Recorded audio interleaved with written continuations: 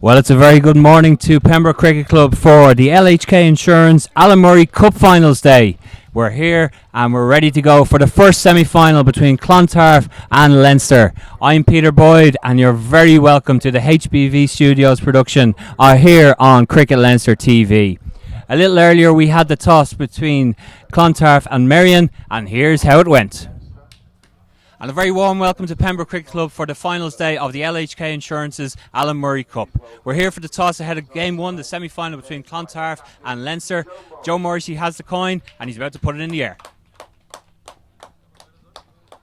There's the call. So Gareth has won the toss. Gareth, if I could just... Gareth, you've won the toss there. What are you going to do? We're going to have a bat first. And why is that? Just think runs on the board, pressure, semi-final. Just put the pressure all on them. Well, very good. Best of luck with that. Thanks very much for joining us. Joe, if I could bring you in. You're going to have the ball first here, Joe. How do you feel about that? Yeah, pretty good. There's a lot of moisture around this time of the morning, so I think we were a little bit torn about what we do. We might have batted if we had won the toss, but we're pretty happy to bowl first on this and get it to seam around. Well, very good. Best of luck with that, Joe. Thanks for joining us. So there we have it, the toss of the first semi-final here in the LHK Insurance's Alan Murray Cup final. Semi-final, I should say. So Leinster have won the toss. They are going to bat first. It's game on. So there we have it, Leinster winning the toss and opting to bat first in the first semi-final here of the Alan Murray Cup Finals Day. I'm Peter Boyd, and as I say, you're very welcome to Pembroke Cricket Club, and I'm glad to say I'm joined by Ireland's Women's International and all...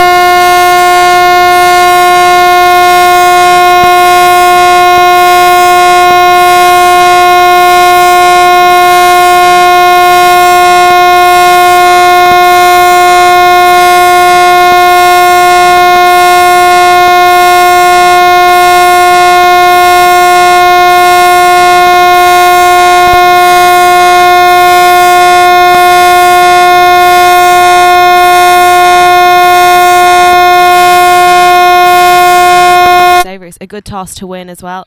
Batting first in a semi-final, runs on the board. That's it, Gareth, looking to put runs on the board and put the pressure on Clontarf. That's what he said at the toss. So we have Leinster ready to face, Patel on strike, and it's Clontarf captain Joe Morrissey with the ball in his hand, ready to bowl the first over. Aidan Seaver gives a signal for play, and we're up and running here today. Strong defensive block down the ground, just having a quick look, nothing too attacking in that first ball, but definitely an exciting day in prospect here. We've 3 matches hopefully and a full day's entertainment in Pembroke. It's certainly one of those days you really want to be involved in, Laura, yeah? Yeah, definitely, and I think good start here by Patel. Just going to assess the wicket. Joe Morrissey, pace off the ball. These two batters like the pace on the ball. Oh, and there we go. It didn't take long for the big shots to come out. Our first 6 of this festival. Fantastic. A cricketing entertainment guaranteed all day. And just the second delivery of the day goes 6 over square leg. Fantastic shot. Yeah, great start.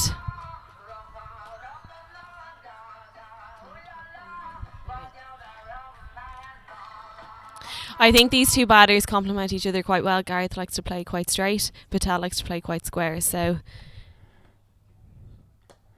cut away to your point. Good stop there by Bill Coughlin.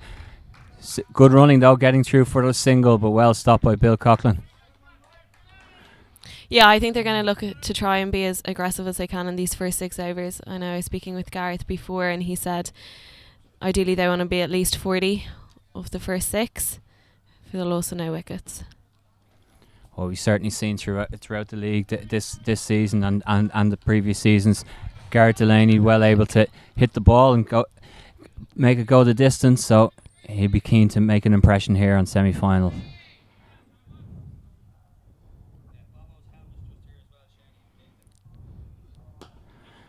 Pushed away, pure timing. There.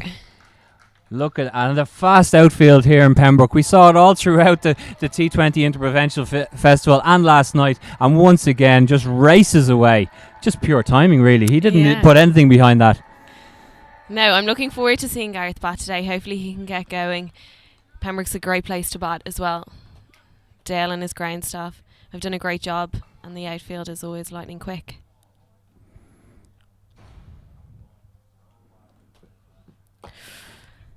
Full pitch there, but squeezed away down to third man by Delaney. Just a single this time though. Yeah, I reckon that was a slower ball there as well. Good variation early on. And well worked by Gareth.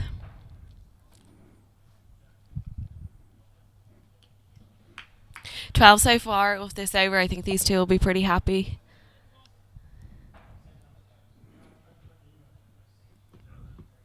And pulled away again into that square leg area. Well fielded this time, just a single. And that's the over. 13 off it. Very, very good start for the Leinster openers. Yeah, I think that'll settle the nerves. A few nerves at the start, as always, in a semi-final.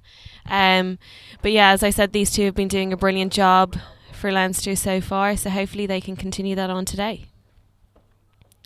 They also have George Dockrell back into the team. Today he played in the quarter-final, but missed some games before that due to Irish commitment, so always good to have experience back in the batting lineup. Yeah, they batted as a lineup up in North County in that quarter final. They batted throughout. Everyone really got getting a score and scoring at a good strike rate as well. So they really batted North County out of the game in that quarter final. So it was a fantastic performance. Yeah, they also have a few young guys in the squad. George will bat at 3, Joe Carroll will bat at 4, and then they have Fionn O'Sullivan, who's only 17 and this is his first year playing in Division 1. He'll bat at 5. He scored a really good 33 against North County in the semi-final, so I'm sure he'll be eager to impress today as well. Yeah, he's a very impressive young cricketer. Saw him in the Schools Cup final this year as well. Very impressive young man. Another impressive young man here now to open the bowling from the far end for Clontarf. David Delaney steaming in.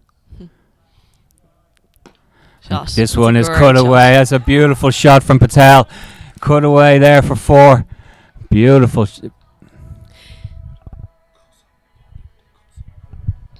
Yeah, I'm excited and I'm glad David's playing here today. I heard whispers that he may not be, but he's a great player and I'm excited to see how he goes as well today.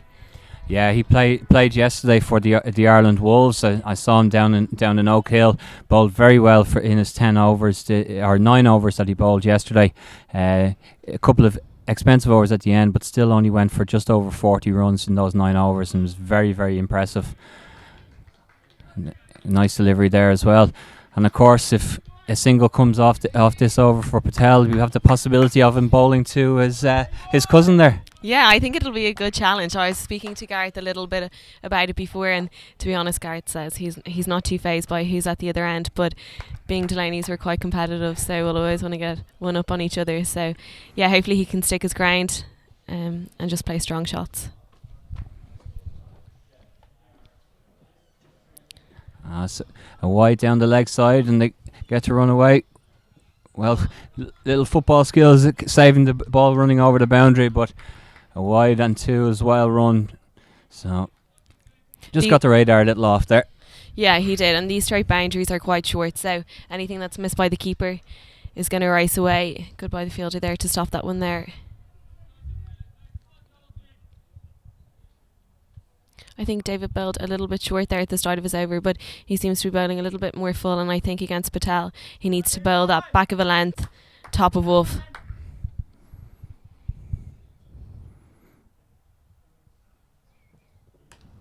He just dropped into the leg side, but no run there. Always Pienaar quick across the ground, getting to the ball, preventing the run. Yeah, big gap there in the cover area. I think anything that's wide, Patel's going to try and target that area out there. He's quite strong with the back foot.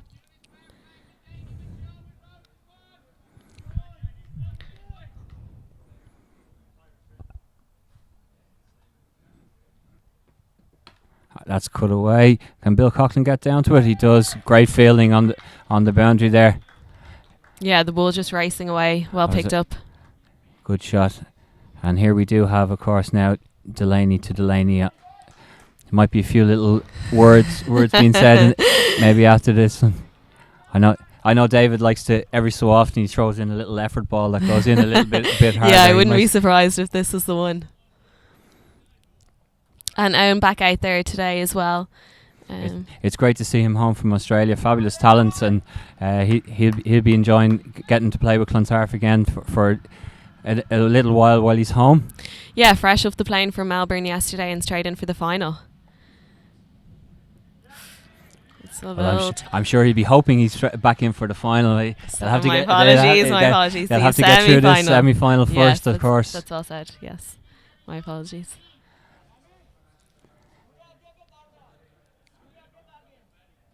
Yeah, that's a good area that David hit there, and I think from a bowling point of view, that's the area that he needs to hit with that slip in. I'm sure Garrett's eyeing up that straight boundary now.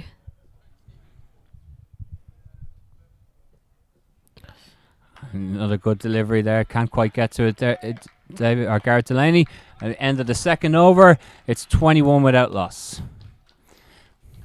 So I just saw during the that over, got some good fielding on the boundary from Bill Coughlin.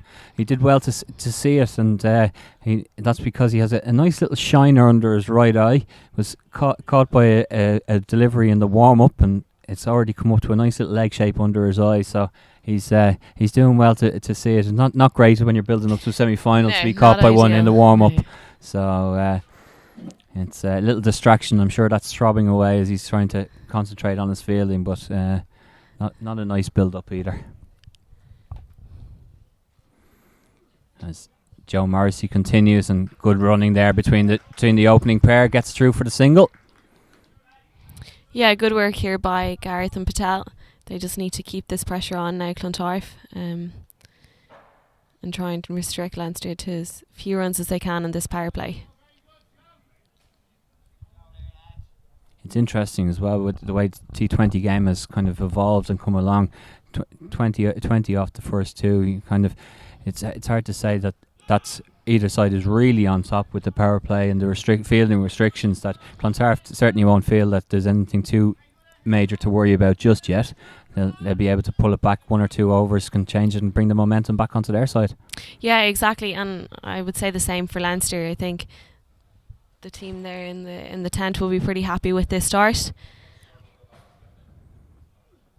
There we go. Great shot. Straight down the ground, big six.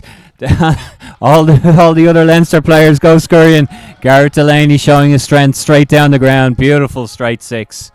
Yeah, that's the area that Gareth likes to target, and once it's in that slot, it's gone. Great to see such experienced cricketers all going scurrying when the ball comes straight towards them. Out in the field, they'd be all claiming the catch, but out on the boundary, they all go scurrying when the ball's coming straight at them. Yeah, and I think again with the boundaries being so short straight, that's an area that both batters here are going to try and target now.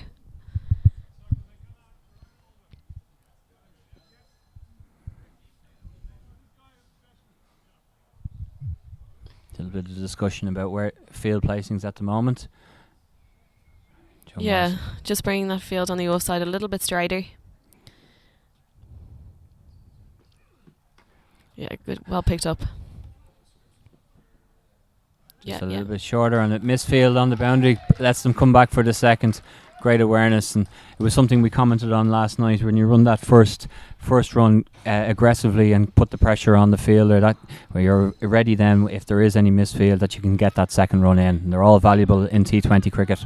Yeah, exactly. You always want to run that first one hard. Shot. And Garrett going big again. That's another monster. That one's out of the ground. Beautiful shot from Garrett Delaney. Brings up his second sixth of the over, and on comes Scott Richardson with the box of balls. That one's out of here. Yeah, I think Jade is bowling a bit too full here to Gareth. That's his strength. He wants to play straight, and as I said, anything in that area, Gareth's just going to go for. So he needs to pull it back a little bit, try and make Gareth play through the offside. There's a big gap there between point and an extra cover. Has done some damage to Joe Morrissey's figures here as well. He's comes into the game with the best bowling economy of all Leinster cricketers this summer. So, although of course T20 cricket it can do that to you as well. You know, you can be taken downtown very easy. But there we go, 3 overs done, 36 without loss, and in no time at all, Gareth Delaney's up to 19, Manu Patel 14. Yeah, and it looks like David's coming back on for a second over. It'll be interesting to see if they keep Joe on at this end down here.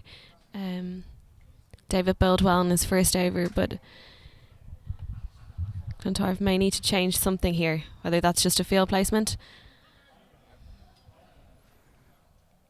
But from a batting point of view, I think if I was either of those batters out there at the crease now, I'd be pretty happy with how we're going.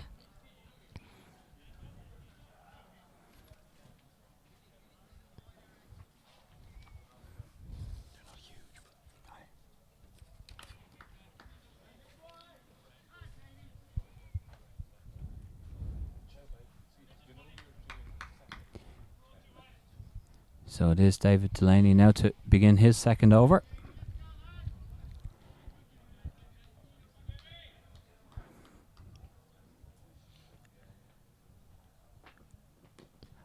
Cut away again.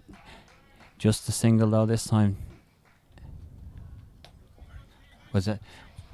But that's the thing with David Delaney. He has that extra pace, but I suppose it's great on one side, but it also gives the batters an extra chance to use that pace and just redirect it and take their runs that way as well. So they don't often have to put much onto their shots when they're facing such pace from David Delaney. Yeah, exactly. I think if David bowls that back of a length, they're going to struggle to get it away, if I'm honest though. I know there is a gap there in that cover area, but with the way he's bowling at the moment. And that one... Bit of steep bounce there, go right in up to Gareth, well fended off, guiding it down into the gully region, gets the single. And doing well here, just rotating the strike when the boundaries aren't coming, just taking the singles that are on offer, making sure that they keep the scoreboard ticking over as well. Yeah, exactly. It's not all about boundaries here in this first 6.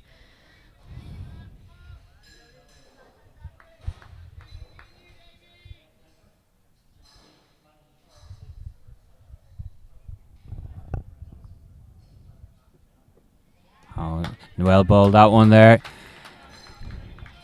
Yeah, that's the area that David needs to hit now, especially with that slip in place. He wants to bring him into play.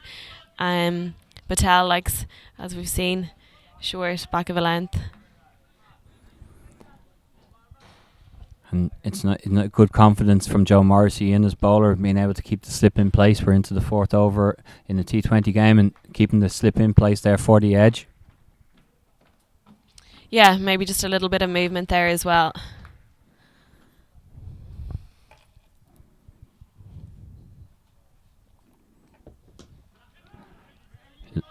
Looking to get the run just to get off strike, but good feeling. They're all supporting.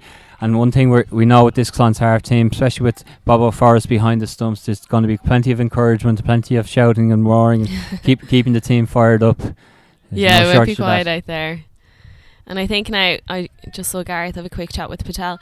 This is where the non-striker plays a pretty important role out there. A couple of dots, you know yourself, and in T20 cricket then something happens. So hopefully Patel keeps his shape here.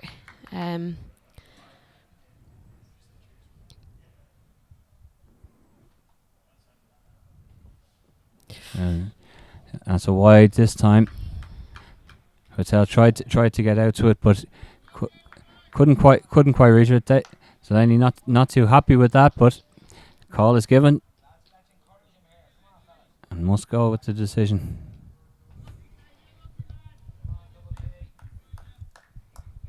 Yeah, look, good start here by the Leinster guys. I think a few dots isn't going to be too... Oh yeah, that one just took off there at the... Certainly tailed away. Bit of movement on. It started a little wide and just kept going. That last delivery from Delaney is definitely a wide.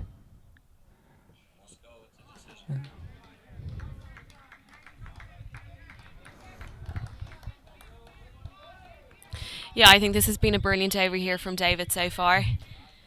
Gareth and Patel just having a quick chat. I'd say Gareth is just reminding him to keep his cool, last ball of the over, and to have a quick look at the score because they're still right on top here.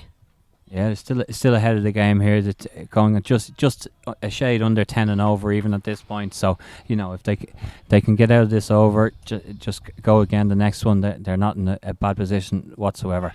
The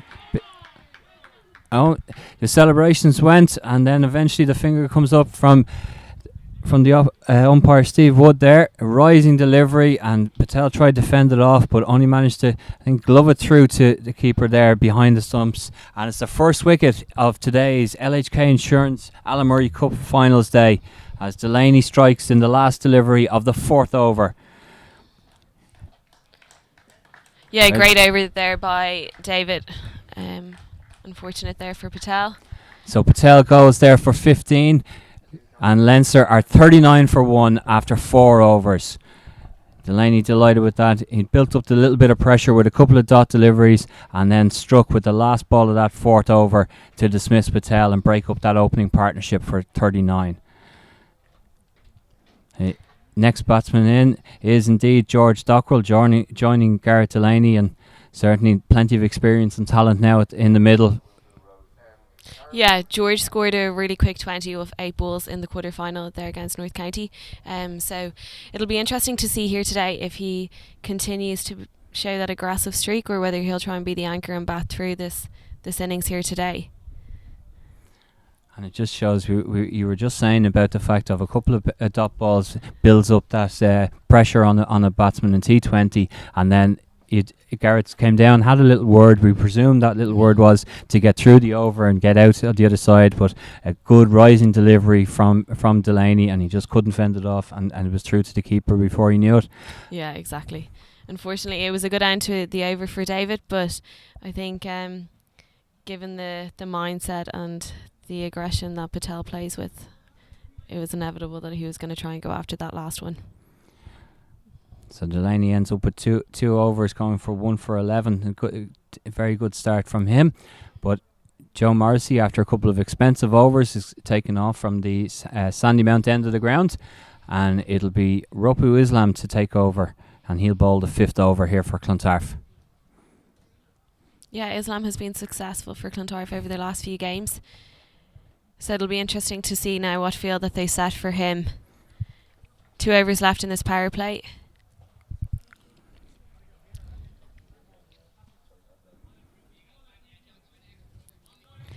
Opting for a long on and a deep cow.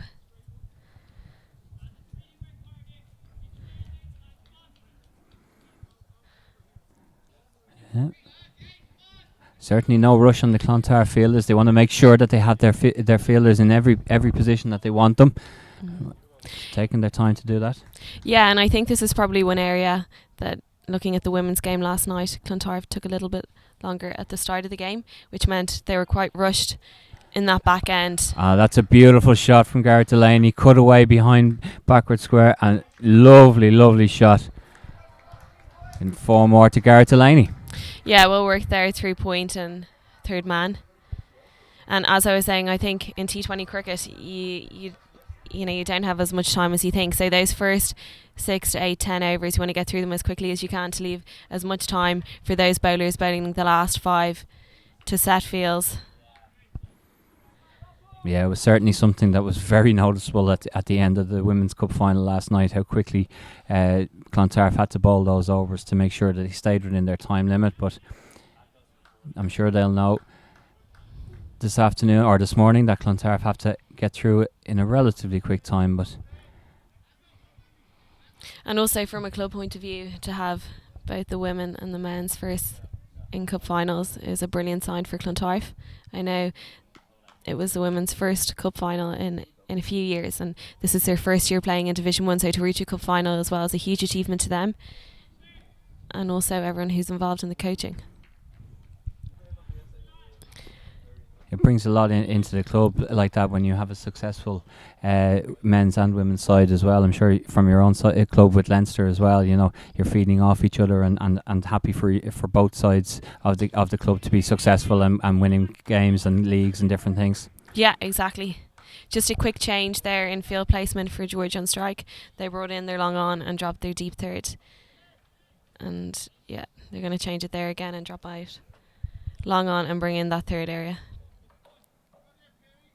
Again, a sign knowing that Garrett likes to hit a bit more straight, so setting a field for that as well.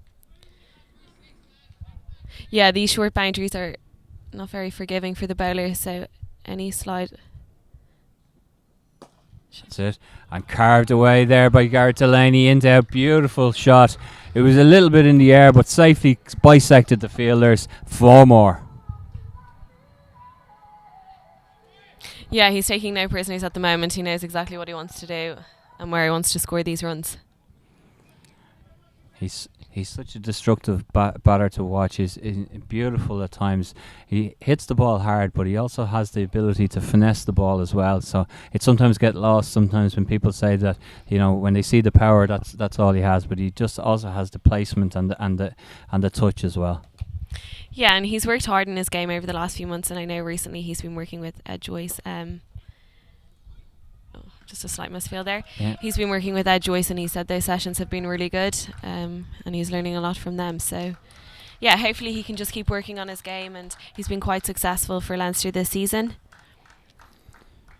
As that single brings up to 50 for Leinster, just inside the 5th over. So going along, as I say, just over 10 runs and over, and without offering too much risk. That over from David Delaney, where they were pegged down, a couple of dot balls, building the pressure. But other than that, they haven't really offered a chance, and it's been fairly safe cricket from them throughout. Yeah, and I think they also know that Clontarf have a very destructive batting line themselves, so that they need to put on as many runs as possible in this innings. So there we have it, the end of Rafu Islam's first over. It's 51 for 1 after 5.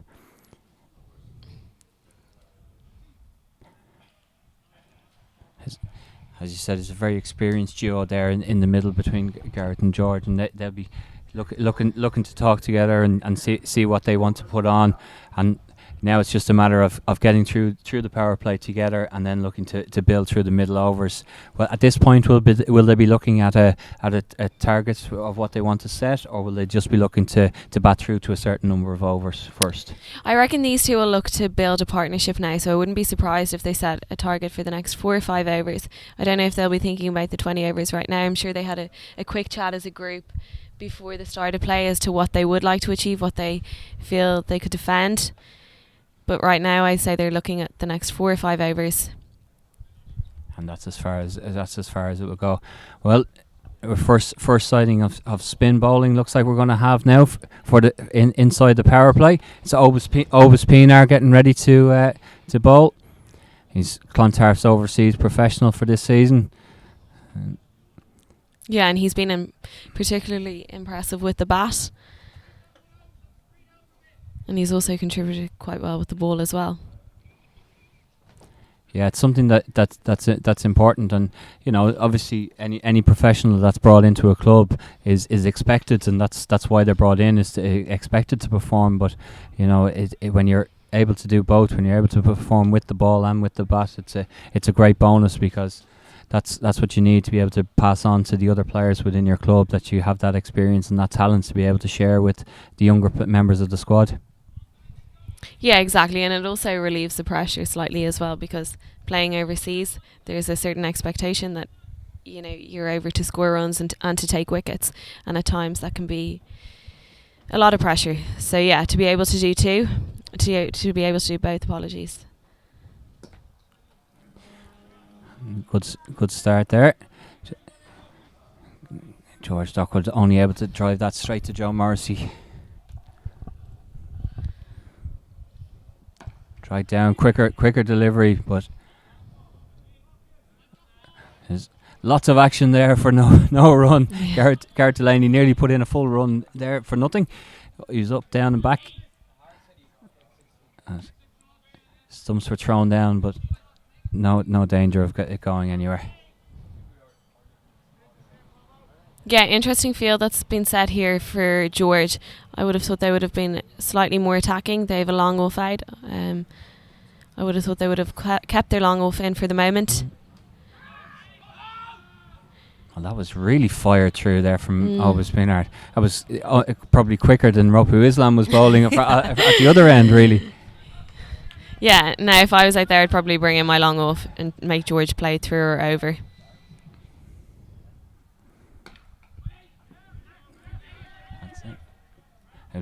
one of the real joys and skills of T20 cricket is being able to bowl those variations. And you just saw in those two deliveries the difference. We've no speed gun here, but definitely you could see with the naked eye the difference in those two deliveries in the speed that they were there.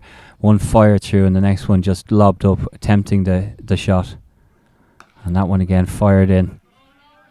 Yeah, those quicker ones are a lot shorter, so he's obviously trying to make George play through that backward square region, and slightly slower is on the offside, so maybe he's making him play through that mid-off region. But again, yeah, I'd bring my mid-off in. George has faced a few dots now. Yeah, once again, a few dots building pressure. And this time he goes to pull it away, and he does get it over the field. And like that, once you beat the infield, it's away for 4. And that just releases the pressure again. When you get that boundary, you get out of the over, and that's a fantastic start through the power play for Leinster Cricket Club. They're up to 55 for 1. Yeah, good end there to that over by George, but also a very good over for Pinmore. So good start there. Interesting now to see if they'll keep Islam on or whether they'll mix it up at this end.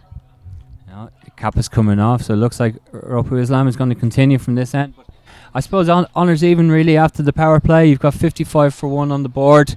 You've got two good batsmen at the crease, but very much honours even at this stage. A little under 10 and over, and 1 wicket down. So it's very much game on here in the first semi-final of the LHK Insurance's Alan Murray Cup. Cracking day of entertainment lined up for us here in Pembroke Cricket Club. If you are in the area, make sure you get down and enjoy this and the second semi-final between YM and Merrion to come before the final later on this evening. As Islam continues, carved away there from Gareth Delaney, looking for the second, but strong arm from Bill Coughlin straight back in over the stumps, so just a 1. Yeah, George just taking his time to get in here, which actually isn't a bad move, because these two, as you say, are the most experienced players in this Leinster batting lineup, and we want them to spend the most time out there in the middle.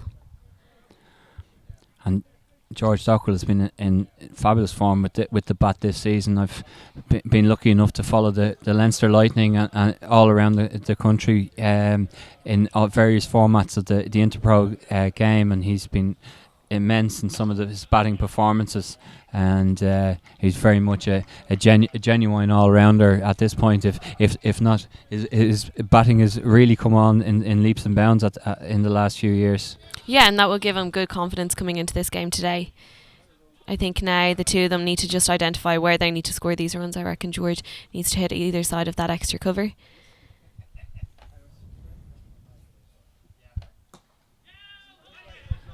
Just blocked, and a quick run through there from Gareth Delaney, making sure that he was safely through.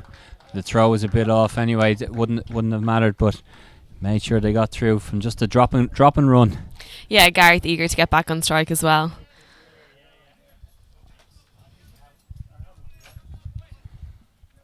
He doesn't like to waste time out there, Gareth, so he wants to be on strike, and I reckon he's going to target that straight boundary now again in this over. Yeah, with a strike rate over 200 at the moment, so he's certainly not hanging around, getting on with things. He's 31 off 15. That's that full toss driven away again, down to long on. Another single, but once again, just rotating the strike, taking the singles. Yeah, and the run rate will start to slow down now with 5 fielders out. Obviously, the one difference in women's cricket is that we can only have 4 out in those after the power play.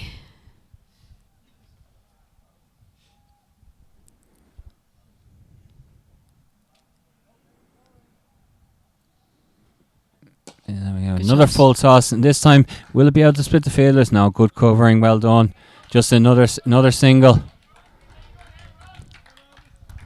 It was something that we were treated to here with the Interpro Festival at Pembroke Cricket Club. Was exceptional fielding. We saw some great catches and some great ground fielding as well. So it's something that we'd be hopeful for throughout the day. Some more examples of great fielding. Yeah, and also great to have George back in the side for that as well. He's an outstanding fielder, very athletic. Oh, no, yet another full toss. I don't think that's going to carry this time, but taking on the one bounce, and that restricts Leinster to just one more single. Garrett Delaney that time, and it takes the score up to 60 for 1. So good over there from Rapu Islam. Just singles off it really, and that's... Yeah, thankfully that one just fell short of the fielder out there and long on.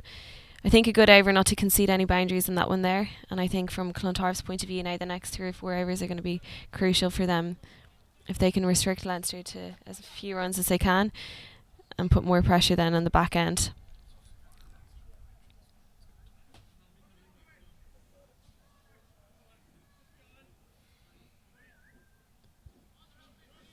So whatever Leinster now set as a target, who will be Leinster be looking to now to defend that? Who the top bowlers now that you'll be looking to as your strike bowlers, and also ones that will be able to be economical and defend that total for you?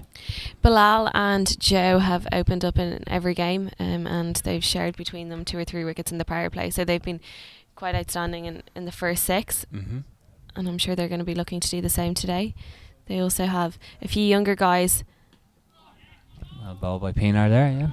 A few younger guys, Hugh Mackay, Craig Mackay, and Tristan De Beer, who's 17. They're quite young. They've come into the side this is their first season as well, and they've bowled quite well at times over the last few games.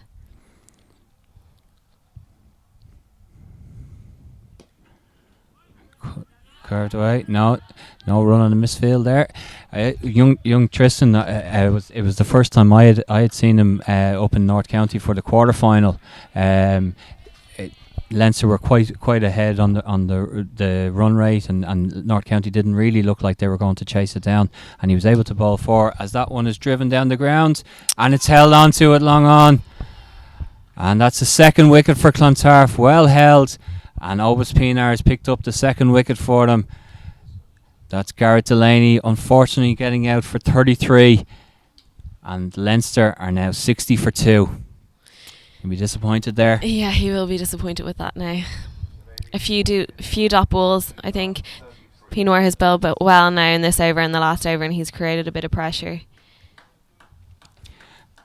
That's just after getting through the power play and getting that score, but he disappointed on that.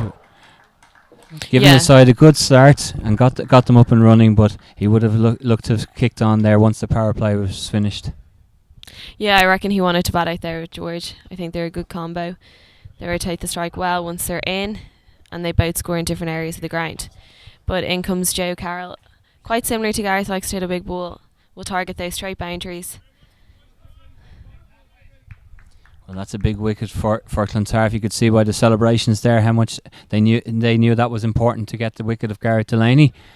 And now they've 2 relatively new batsmen at the crease. So big phase of play here in the next few overs for both sides as they look to push on here in the LHK Insurance's semi-final.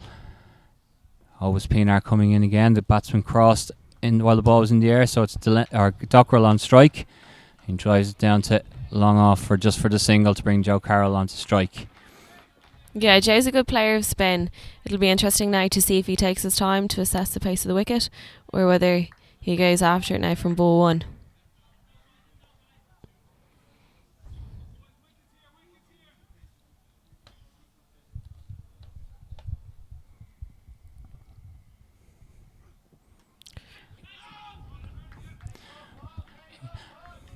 Yet another one fired in, that quicker delivery from Pinar. Joe Carroll was in absolutely no mood to even think about going for a run there. Dockrell was really talking to himself when he said no for the run. Yeah, and he's quite tall. He gets a good bit of bounce as well. And no run there either. So that brings us to the end of the 8th over, and it's 60 for 2. Couple of good overs there at the end of the power play for Clontarf, dragging the run right back and also picking up the wicket of Garrett Delaney. So a little bit in their favour at the moment. Yeah, I think the momentum has shifted ever so slightly, but I reckon these two just need to set a base now so that they can kick on. Still more than capable of going through the gears themselves and accelerating that run rate. So another change of bowling. Conor Kelly coming into bowl now from the Sandymount end of the ground.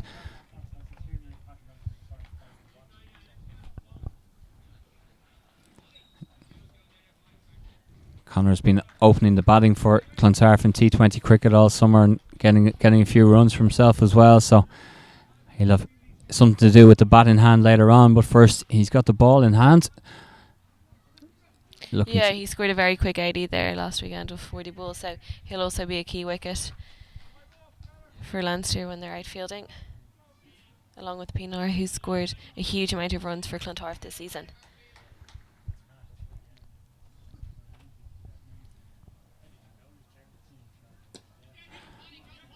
So just dropped into the leg side. Big gap there on the leg side for George Stockwell just to place the ball in, take the single. Yeah, I think these two need to look for a boundary now at the start of the over just to relieve that pressure, and then look to run hard between the wicket as well.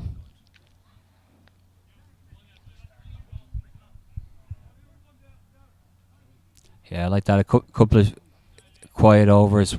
Obus Pinar taking 1 for 5 off his 2 overs really has dragged the run rate back and slowed things up for Leinster, but still plenty of time. It's a short game, but there's still time for them to rebuild and go again and start to increase the run rate at the back end of this innings. So played away. Joe Carroll gets off the mark. Yeah, they're rotating the strike well, but just picking those fielders. I think now if George can hit either side of that mid wicket, it'll bring a boundary into play. Now they've dropped that mid wicket to deep mid wicket. Just plug that gap there as well.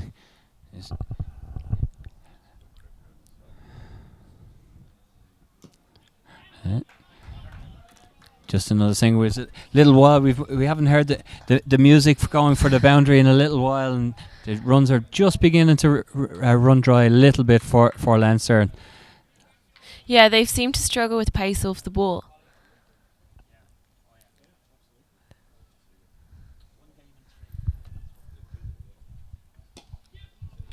Yeah, we'll work from Joe into the leg side.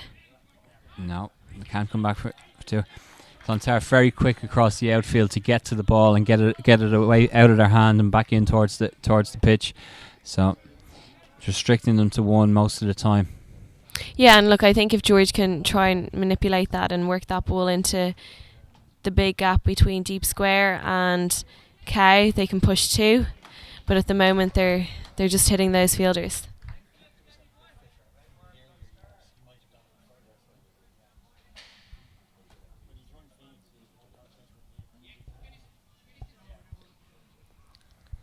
Leinster are missing a couple of players in their middle order today, Hugh MacDonald and JP. Another quick single taken there. Yeah, it's unfortunate when you get to your semi-finals day and you're missing a couple of players. It also gives the opportunity for some younger guys to step up and take advantage and make a name for themselves.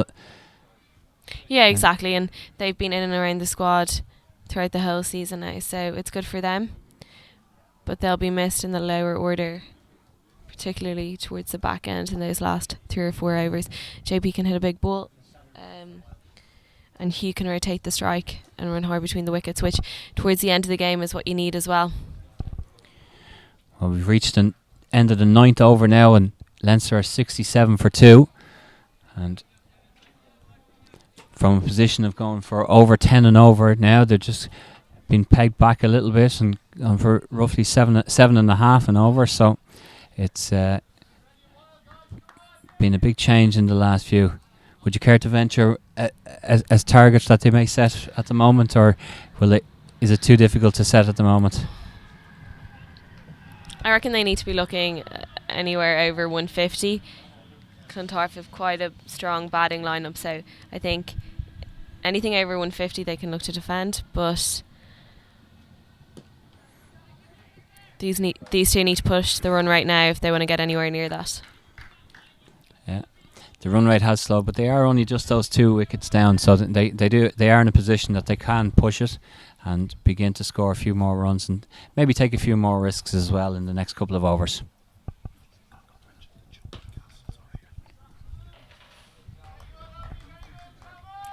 Yeah, dot ball's building pressure here, and you can see George is getting a little bit frustrated.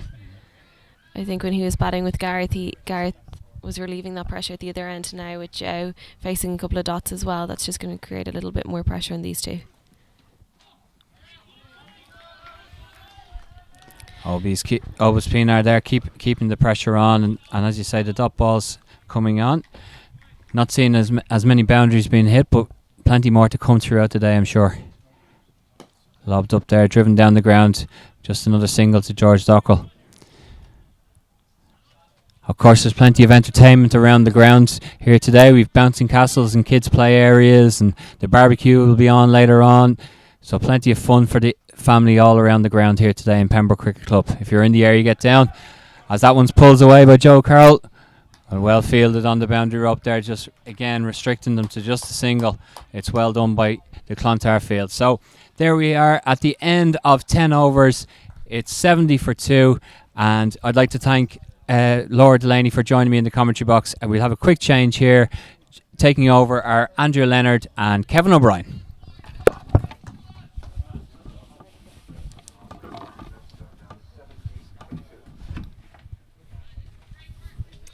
Yeah, thank you, Peter. Lovely to hear the inside of the Irish women's cricket captain Laura Delaney and the unique scenario of commentating on our brother whilst he was batting out there. Delighted to be joined by the man to my right, a man who needs no introduction for Irish cricket fans, Kevin O'Brien. Kevin, good morning, how are you? Cheers, Lenny. Yeah, all good. Good, and we've got an interesting game of cricket again. We were delighted to have you in last night for the Kid Insurance's Women's Senior Cup final, but we've got a real bounty of cricket today. 3 T20 matches, just what you want.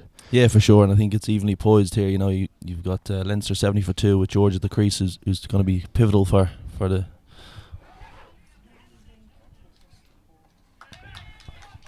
Commentators and we've got a wicket just like that, Kev. Conor Kelly into bowl, and it's just clipped away. Declan Gallagher with the catch there. Yeah, Joey Carroll looked to take him over long on, long off. You know, Conor Kelly's a experienced campaigner, just back of a length, not much pace, but you know, obviously outfoxed Joe there, and top edge went to a short third man. It was a fairly comfortable catch, and that's a big wicket for Clontarf. Joe Carroll's obviously a very destructive middle order batsman, so wickets are a key way to stop the run rate, and 3 down now after 10.1 overs. That's good. And talk to us a little bit about Conor Kelly. He's a guy you'd have played a lot of cricket with growing up, Irish under-19s. Very fine club cricketer. Yeah, Conor, you know, he's a very talented cricketer. You know, he is growing up through all the underage teams. You know, he was always on the team sheet. You know, he's a very, very powerful batter, an unbelievable fielder, probably one of the best arms in the club game here in Leinster. And you know, as we're seeing with the ball, he's a very canny medium pacer. And you know, with Bob O'Forrest up to the stumps, it's difficult to get him away. He's been a good addition to the Clontarf side over the last couple of seasons. And he's in fine form with the bat as well. Dominant performance led his side through to the Senior Cup final against Pembroke, the same ground. Just driven by Dockrell out to Bill Coughlin. There's going to be 1 run to him. Talks a bit about Bill Coughlin as well. Real character of Irish cricket. Super batter though. Absolute legend, isn't he? Yeah, a great batter. You know, at the top of the order. He's done it for Clontarf. This is probably his 10th or 11th season in the senior team. You know, and obviously he's had 3 or 4 very successful seasons with Leinster Lightning. But yeah, you know, he's a very powerful batter. Loves getting on the front stool. You know, you give him a bit of width, he'll certainly slash it over the infield. So scores quickly as well, doesn't he? Very quickly, and you know, he'll be pivotal to Clontarf's run chase later on. Kelly in again here from the Sandymount end. Fuller this time, inside edge, well fielded. That's going to be just 1. And talks a bit about Conor Kelly's bowling. Not a long run up, but he does do quite a bit with it, doesn't he? Makes the ball talk, you'd say. Yeah, he usually more than likely would bowl a bit of in swing to the right-handers. You know, he kind of pushes it in towards middle and leg. You know, in T20 cricket, he's very effective. You know, keepers up. You see Bobo's up to the stumps there, bowling to a spinner's field. And he's proving to, you know, Leinster can only really get him for singles or maybe push the odd 2, but No two there, Kev. Clipped into leg side by Dockrell, just one. Good work in the deep by David Delaney. Fiona Sullivan, the new man, young cricketer full of talent, playing 2s and 1s this year, hits the ball very hard. Actually played against him myself this year already. And he's the kind of guy, he was saying to me this year, he's been struggling. He's either getting big scores or he's getting out early. So going to be interesting to see if it's his day. Works a full ball from Kelly out to deep cover. Coughlin fields again. Have you seen anything of Fionn? I haven't, no. But yeah, I suppose if he's getting either big scores or nothing, once he gets in, he knows it's his day. So hopefully for the Leinster cause, he can get in now quickly and look to kick on. How do you cope with that as a batsman? You're going to have probably more bad days than good ones, aren't you? Oh, for sure. I think any batter in the world will tell you that. There's not too many batters around the world that are going to be more successful more often than not. So it's dealing with those failures which is key. People talk about cricket being 80% mental and 20% skill based, and it probably is something like that. So dealing with those failures is important to be able to bounce back and trusting your ability and trusting the processes that have got you to a certain level to continue to back them. And is that something in the national squad level that you do a lot of work on? Obviously, with someone like Michael Caulfield, from the mental side, a psychology coach, is that what you'd refer to him as? Yeah, for sure. Michael had 4 or 5 years with us. He's stepped aside now, so we've got a new psychologist in. So yeah, listen, psychology is come into the game, and not just cricket. In all sports over the last probably 5 or 6 years. So it's a key component to be able to stay mentally fresh and perform at your best. Going to be always Pienaar to continue. Fuller and sort of hacked into the leg side, just one. Bill Coughlin doing a lot of work out there on the wall boundary here. He won't be happy having to field so many balls here, but I'm hoping Billy might come on to bowl. He's actually a bit like Conor Kelly, and he's got a bit of the golden arm. Yeah, he does. He's a great competitor as well. He's a very funny man, so looking forward to catch up with him later on.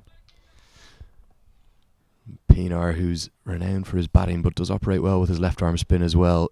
In from City Parade end, driven powerfully down the ground towards long off. Well fielded, just going to be one. Declan Gallagher there at long off. Declan Gallagher, guy you've played against yet? He's obviously come across from South Africa with Irish roots. Yeah, I played against him last year in I think it was a T20 in Clontarf. He looked a useful player. He opened the batting against us, left-hander. Very, very aggressive on the pull shot, like most Southern Hemisphere cricketers. South Africans especially, very strong on the cut and pull.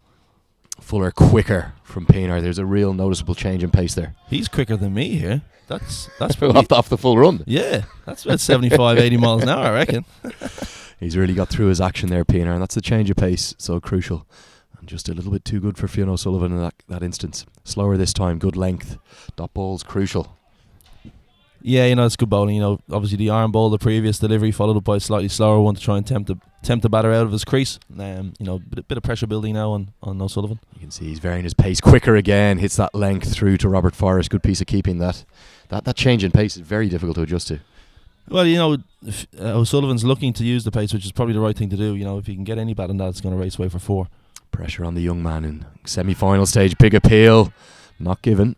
Probably missing off stump from our position, I'd say. Yeah, good decision, I think. I think Pienaar it looks like his tactics are to beat the ball very fast or very slow. So I think as a batting team, certainly if Clontarf get to the final, that'll be something maybe the opposition might look to. It's either going to be that quick ball or he's going to toss it up. So once he tosses it up, you look to use your feet, get down the wicket.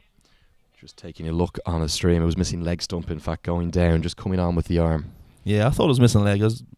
I raised my eyebrows when you said it was missing. Difficult from our position here, Kev, off the angle. We're not behind the bowler's arm, as we said. Conor Kelly's going to continue. And he's 2 overs, 1 for 10 at the moment. In he comes. Fuller sliced away off the edge. That's going to run away for 4. That's 2020 cricket in a nutshell. That's the best shot in T20. There's no slip fielder there after 12 overs. Dockers has almost put his back out swinging so hard at that, trying to hit it over the boundary here. But yeah, outside edge, 4 runs. Dockers moves on to 20. And Robert Forrest keeping his troops going from behind the stumps, very vocal as ever. He said, "We'll take that, even though it's gone for 4." Slower this time from Kelly, clipped behind square. Samir Duck can't get around it, and they're going to scamper through for 2. How crucial is it that Dockrell keeps strike here for Leinster? Yeah, massive. I think, Leinster will be looking, probably somewhere around 160. I was thinking on the way in this morning, about 160, 170 will be par. The wicket looks good. Obviously a very, very quick outfield, as we saw yesterday in the women's final.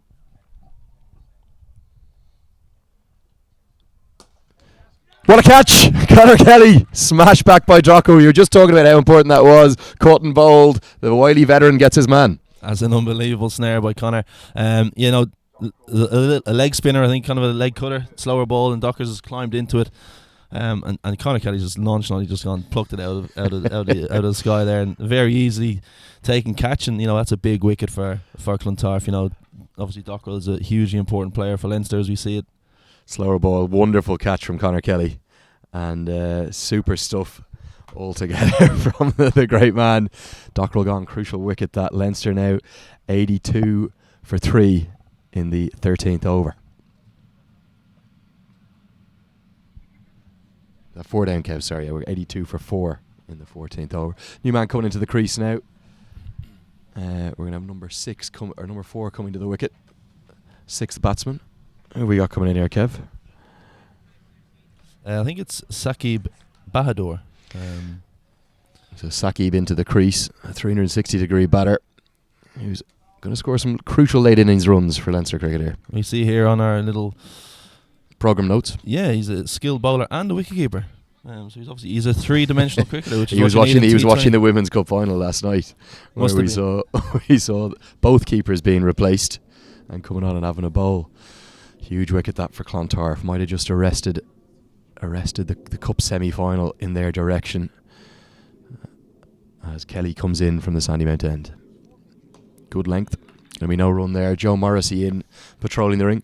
Is that something you like to see, the veterans in close to the ball? They kind of have a better understanding of the shape of the shot, how to save runs in there? Well, I think, you know, certainly a well run single there. Certainly when outside the power play, you know, you want to get your quick fielders on the boundary. You know, here you've got Owen Delaney at deep mid wicket, David Delaney deep square leg, Pienaar long on, and in the ring you want, you know, potentially, you know, your more experienced cricketers, campaigners. Good length again from Kelly. Just sort of late cut down towards third man. They scamper through for a single, and Fiona Sullivan will retain the strike at the end of that over. Conor Kelly doing a super job for his skipper. 2 wickets. Yeah, and less than another good over there. You know, went for I think 7 or 8. Obviously got the crucial wicket of George Dockrell. You know, and the momentum is now with Clontarf. The last 3 or 4 overs have been very tight. And as Samir Dutt comes on the ball, off spinner again, another very experienced bowler and a very canny off spinner as well. Yeah, we were talking to Samir before the game, and he came up to me and he said how much he loved bowling at Pembroke Cricket Club. The pitches obviously take turn, and that's something that he loves. He licks his lips when he comes down here. He's a great record at Pembroke, and he does quite a bit with the ball for an off spinner, doesn't he? Yeah, I think he's got a couple of variations. He obviously has the traditional off spinner, and I think he has a kind of a carom ball or a little flicker, you know, that he flicks out. I think it's off his middle finger. So, you know, it's certainly now coming into the back end of the innings, 7 overs left. The variations will be critical and crucial now for Clontarf to stem the runs. And, you know, 2 relatively new batsmen at the crease. And I'd suggest that Samir is probably going to take the pace off the ball and bowl quite slow. We'll wait and see. And force the young Fiona Sullivan to have to put the pace onto the ball. Exactly, yeah. You know, I think that's been one of the major changes in T20 over the last 3 or 4 seasons. And spinners bowl a lot slower now and ask the batters to put the pace on the ball. You've got to have nerves of steel to do that as a spinner. And Samir Dutt comes in exactly as Kev said, slow through the air, nice drift, a bit of dip as well. Yeah, good start. Probably just sliding down leg there from our angle, but yeah, you know, I think this is a crucial period now. If the Leinster batters need to be positive now, need to take the aggressive option, use the feet, get back deep in the crease to work the ball around. O'Sullivan down the track, clip down towards long on. It's down to Obus Pienaar. Interesting. We've spoken about this a few times yesterday, Kev, as well, didn't we? Long on is a crucial position in 2020 cricket, isn't it? So their number 1 fielder, Obus Pienaar, down in the crucial slot there. Yeah, for sure. You know, especially an off-spinner bowling to 2 right-handers. You know, if you know, long on and probably deep mid-wicket are going to be the hot zones. You got Bill Coughlin now at deep mid-wicket, who's got a great pair of hands as well. Yep. So, and Conor Kelly, as we've seen, taking that great catch at deep square leg. So they've got the boundary covered. Length clipped. They're gonna probably try and push for 2 here. O'Sullivan declines the second. Owen Delaney quick off the ropes there. just straight off the plane from Australia, I believe. Correct. He'll be struggling later on if they get to the final. Jet lag might kick in, but good to see him back playing. Owen Delaney down in Melbourne, Australia at the moment, and back for a few weeks and straight into this Cup Finals Day side. Short cutaway, could go all the way. It won't. Kev signalling 4 next to me, but just a little bit slower the outfield today. The sunshine hasn't quite got into it yet. So, and I think the rope obviously out quite a bit on the far side there, the railway side here in Pembroke Cricket Club. 5 outfielders at the moment. We've got a deep cover, a long off, a long on, a deep cow and a deep backward square as Dutt, the off spinner, comes in. Good length cut away, more work for David Delaney in the deep. Will there be 2 this time? Yeah, coming back for 2. Good running, good aggressive running we saw yesterday in the women's final. Great running by Leah Paul especially. And if you're not scoring the boundaries in T20, you've got to be pushing pushing the runs. Making those 2s. 2s become 3s, and if you can't find a boundary, you keep the scoreboard ticking over. What you hear from the call of the sidelines is 2 immediately from the Leinster bench. That one's going to just be 1 straight to Bill Coughlin at cow corner. He tidies up. Good tidy start from Samir Dutt. Yeah, I think Samir, as we said, he's a very experienced bowler. He knows what he's going to do, knows what he has to do. Will he be disappointed to be coming on as the 6th bowler? Well, if you look at the team, they've got a great bowling lineup. You've got Joe leading from the front. Dave Delaney's obviously got a bit of the pace. The raw pace. Ropu's again a very experienced bowler.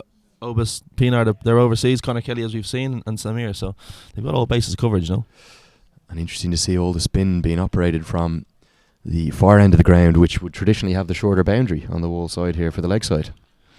Yeah, well, I think the boundary is probably even enough either side. It's relatively small straight behind Conor Kelly here. Conor Kelly in to complete his 4-over spell. He is 3 overs, 2 for 18. And his experience proving crucial here for Clontarf right now. Yeah, just putting the brakes on Leinster's innings here. 91 for 4 off 14.1. Into O'Sullivan. He hits that directly out to cow corner. Well fielded. That's Owen Delaney in the deep. Clontarf really buzzing in the field now, aren't they? Yeah, well, Leinster were 70 for 2 off 10. So the last 4.2 overs, they've only scored 22 runs and taken 2 wickets. So the brakes are being applied here by Clontarf. Fuller this time from Kelly. Saqib cannot get that one away. You hear the call sometimes in the subcontinent, don't you? Double. You always refer to it. You always refer to it as a 2, though, wouldn't you? Yeah, of course. I think the batter who hits it instantly knows if there's going to be 2 1 or 2. 1 or 2. And he has the better advantage. Kelly in, Fuller.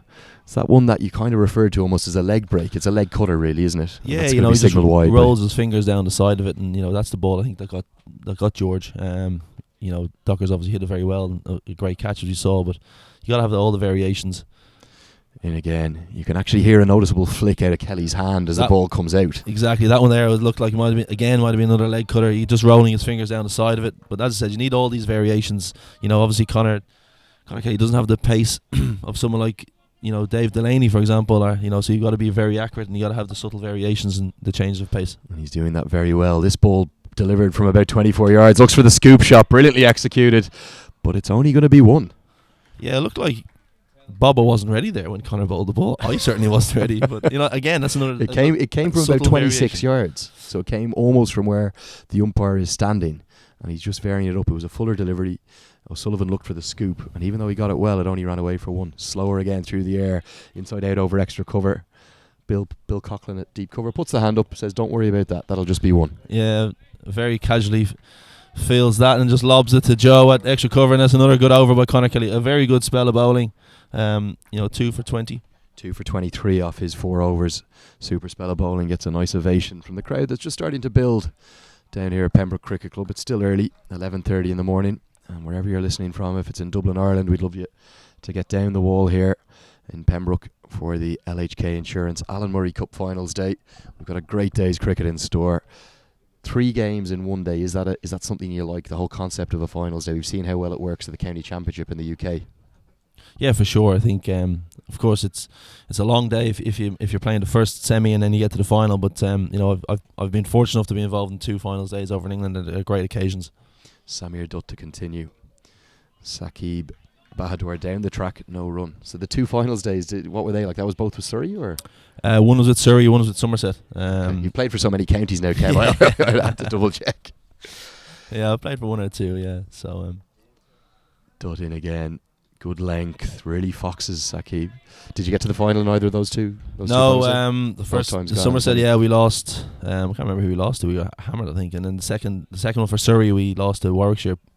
William Porterfield got 90 odd in the semi-final.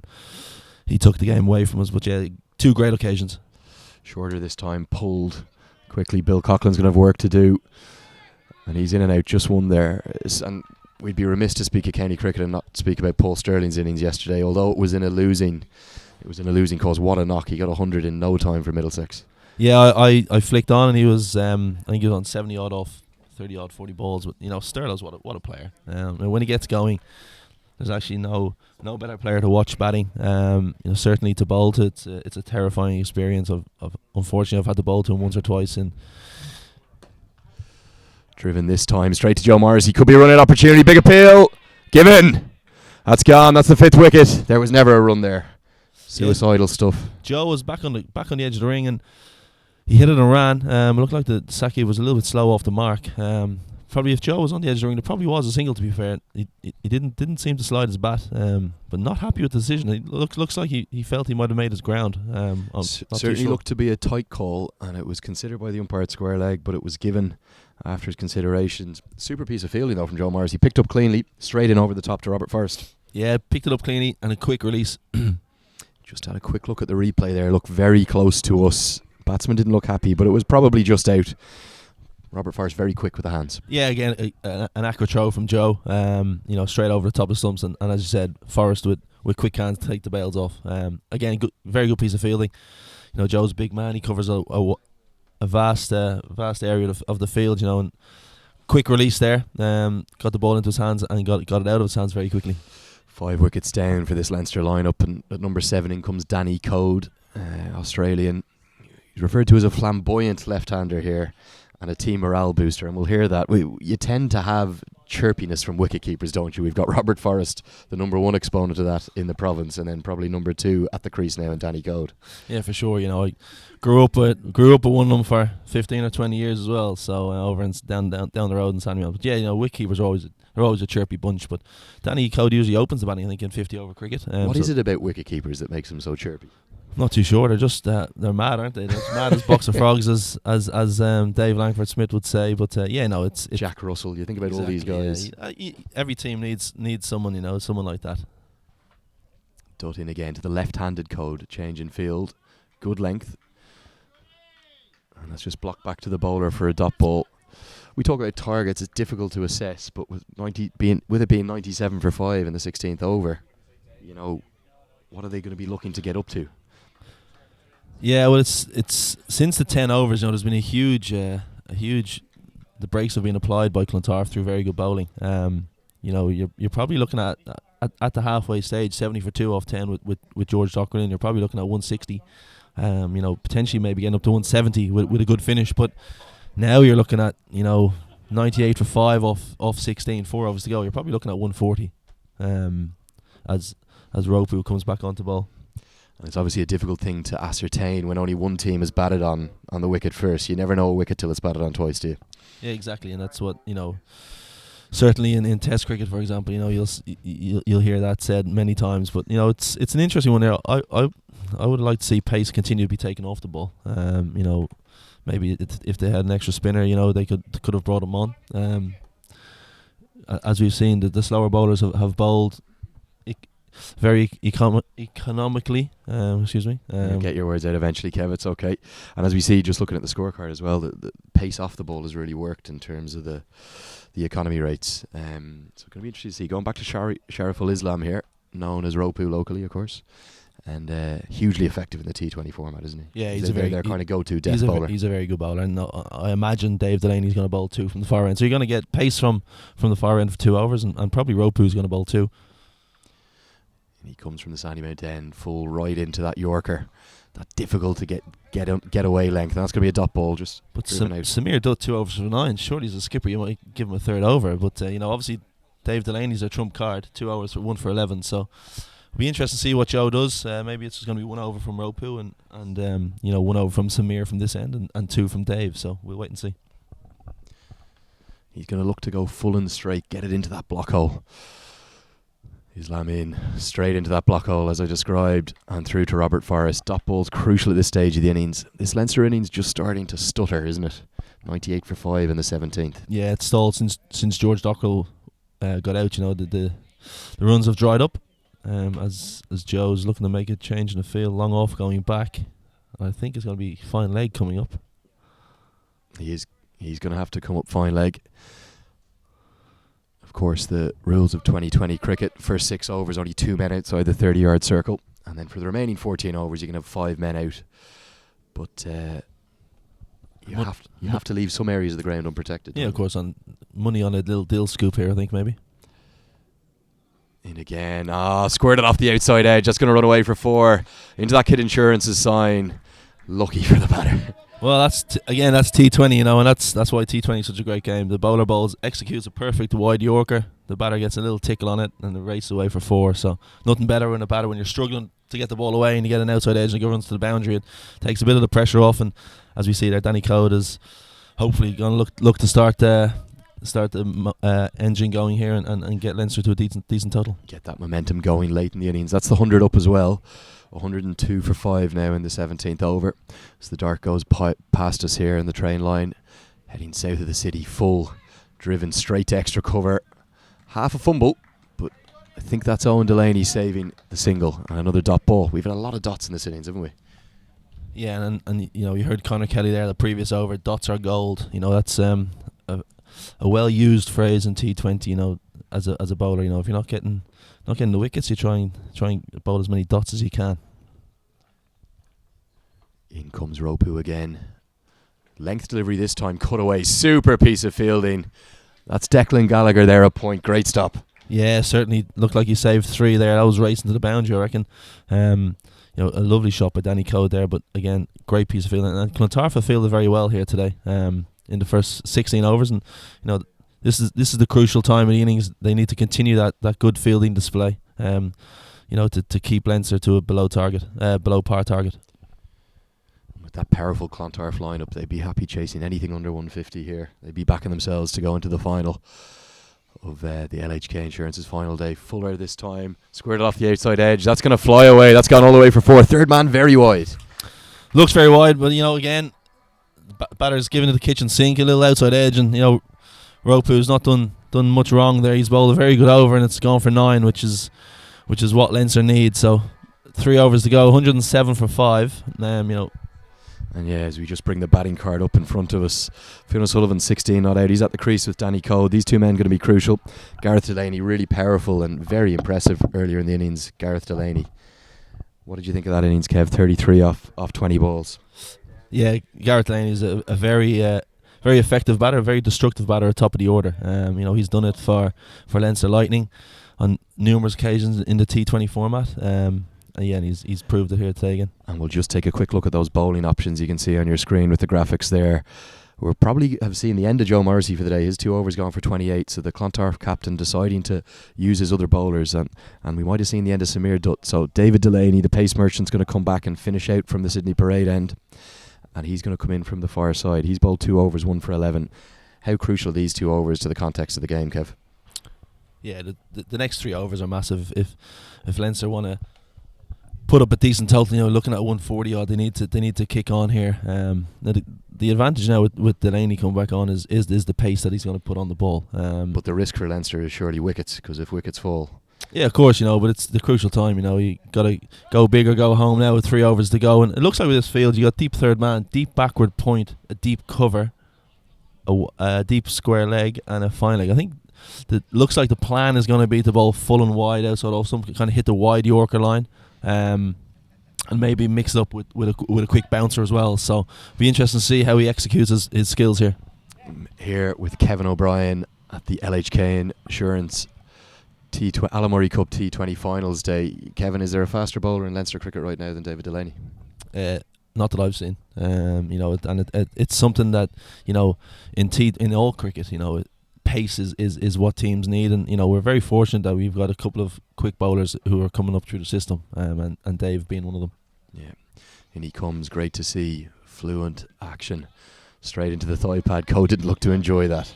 Well, that's looking at the field, that's one of the options is into the thigh pad, back of a length or wide Yorker. So Cramp him up for room. yeah, and I think it's an important time here. I think the batters need to look to hit the boundary. Don't be happy with the singles, because with the pace on the ball, an outside edge will fly off for 4. You can see immediately with the extra pace on the ball coming on. You can see the nervousness from the batter, Danny Code, getting very fidgety there. I think he wants to get to the non-strikers end if he can. Well, I'd be doing the same thing, I think. In comes Delaney. Fuller this time. It's run through. It's beaten Robert Forrest. That's going to run away for 4 boys. Kept very low. Yeah, again, full and wide. I think it must have hit a foothole or something, and it just literally rolled along the ground, and Robert Forrest couldn't get down quick enough to stop it, and that's a welcome boundary for Leinster. That will be not going against David Delaney's bowling figures, but it is 4 runs to the total. And we're on to a Nelson now, 111 for 5 in the 18th over. Clontarf really just trying to close out this innings, restrict Leinster to under 150 and take the advantage into the innings break. Full, wonderful bowling right in that Yorker length. You can't hit that. Yeah, and with this field especially, that's looks like it's just inside the tram line. Great execution of the skills at high pace. You've got to be a good batter to get something on that, and I think the pace did Danny Code there. David Delaney in the Irish Wolves squad this week. 9 overs, none for 36 against Bangladesh A. That's good figures in the context of a high scoring match, isn't it? Yeah, I think Bangladesh got 280 odd. So to bowl 9 overs for 36, it's a great spell. In again, length this time, cut away, powerfully hit, but straight to the cover sweeper. Bill Coughlin's been doing a wonderful job out there. And that comes into Robert Forrest, who does take it this time. Robert maybe a little shaky at that extra pace, a bit worried by it, maybe a touch jittery. But up to 112 for 5. Talk to us about that Wolves series, Kev. How important is that for the progress of Irish cricketers, for the likes of David Delaney, to get that exposure up the grades? Yeah, it's crucial, to be playing, the highest level cricket possible, outside of international cricket, to expose yourself against better cricketers, to test your skills against better players than what you usually come up against. So it's very important that there's a strong A team or Wolves schedule, and hopefully now over the next couple of weeks we're going to see some of the guys put their hands up. Short of a length that time. That's come through at real pace. Robert Forrest, great carry there, taken well above his head. Well, that's what pace does, O'Sullivan using his feet, looking to try and get closer to the pitch of the ball, and Dave Delaney's obviously seen him, and he's banged in the back of a length and it's come through just chest high, and that's what you want to see as a quick bowler. You want to see the ball flying through, and the keeper taking it above his head. So it'll be interesting to see how Dave goes now the last couple of balls. Another good track produced here at Pembroke Cricket Club by Dale McDonough and his team. Fuller this time hit straight to Joe Morrissey at cover. They'll just run through for the single. At this stage of the innings, a single's a good result for the bowler, though. Yeah, exactly. The danger is now that is the boundaries. You want to limit the boundaries, and a good over there from Dave Delaney, only going for I think 6, 4 byes and 2 singles. So pace proving to be difficult to hit for the Leinster batters, and Dave Delaney's bowled 3 overs now, 1 for 13. So he's executed his skills very well that over. Yeah, crucially 3 dot balls in that over, and at this stage of the innings, Clontarf will be delighted with that. I was speaking to Conor Kelly before the start of the game today, and he was saying that they're actually still in with a chance of 5 different trophies this year. He didn't want to jinx anything, but they're into the Leinster Senior Cup final. They're very competitive in the Premier League.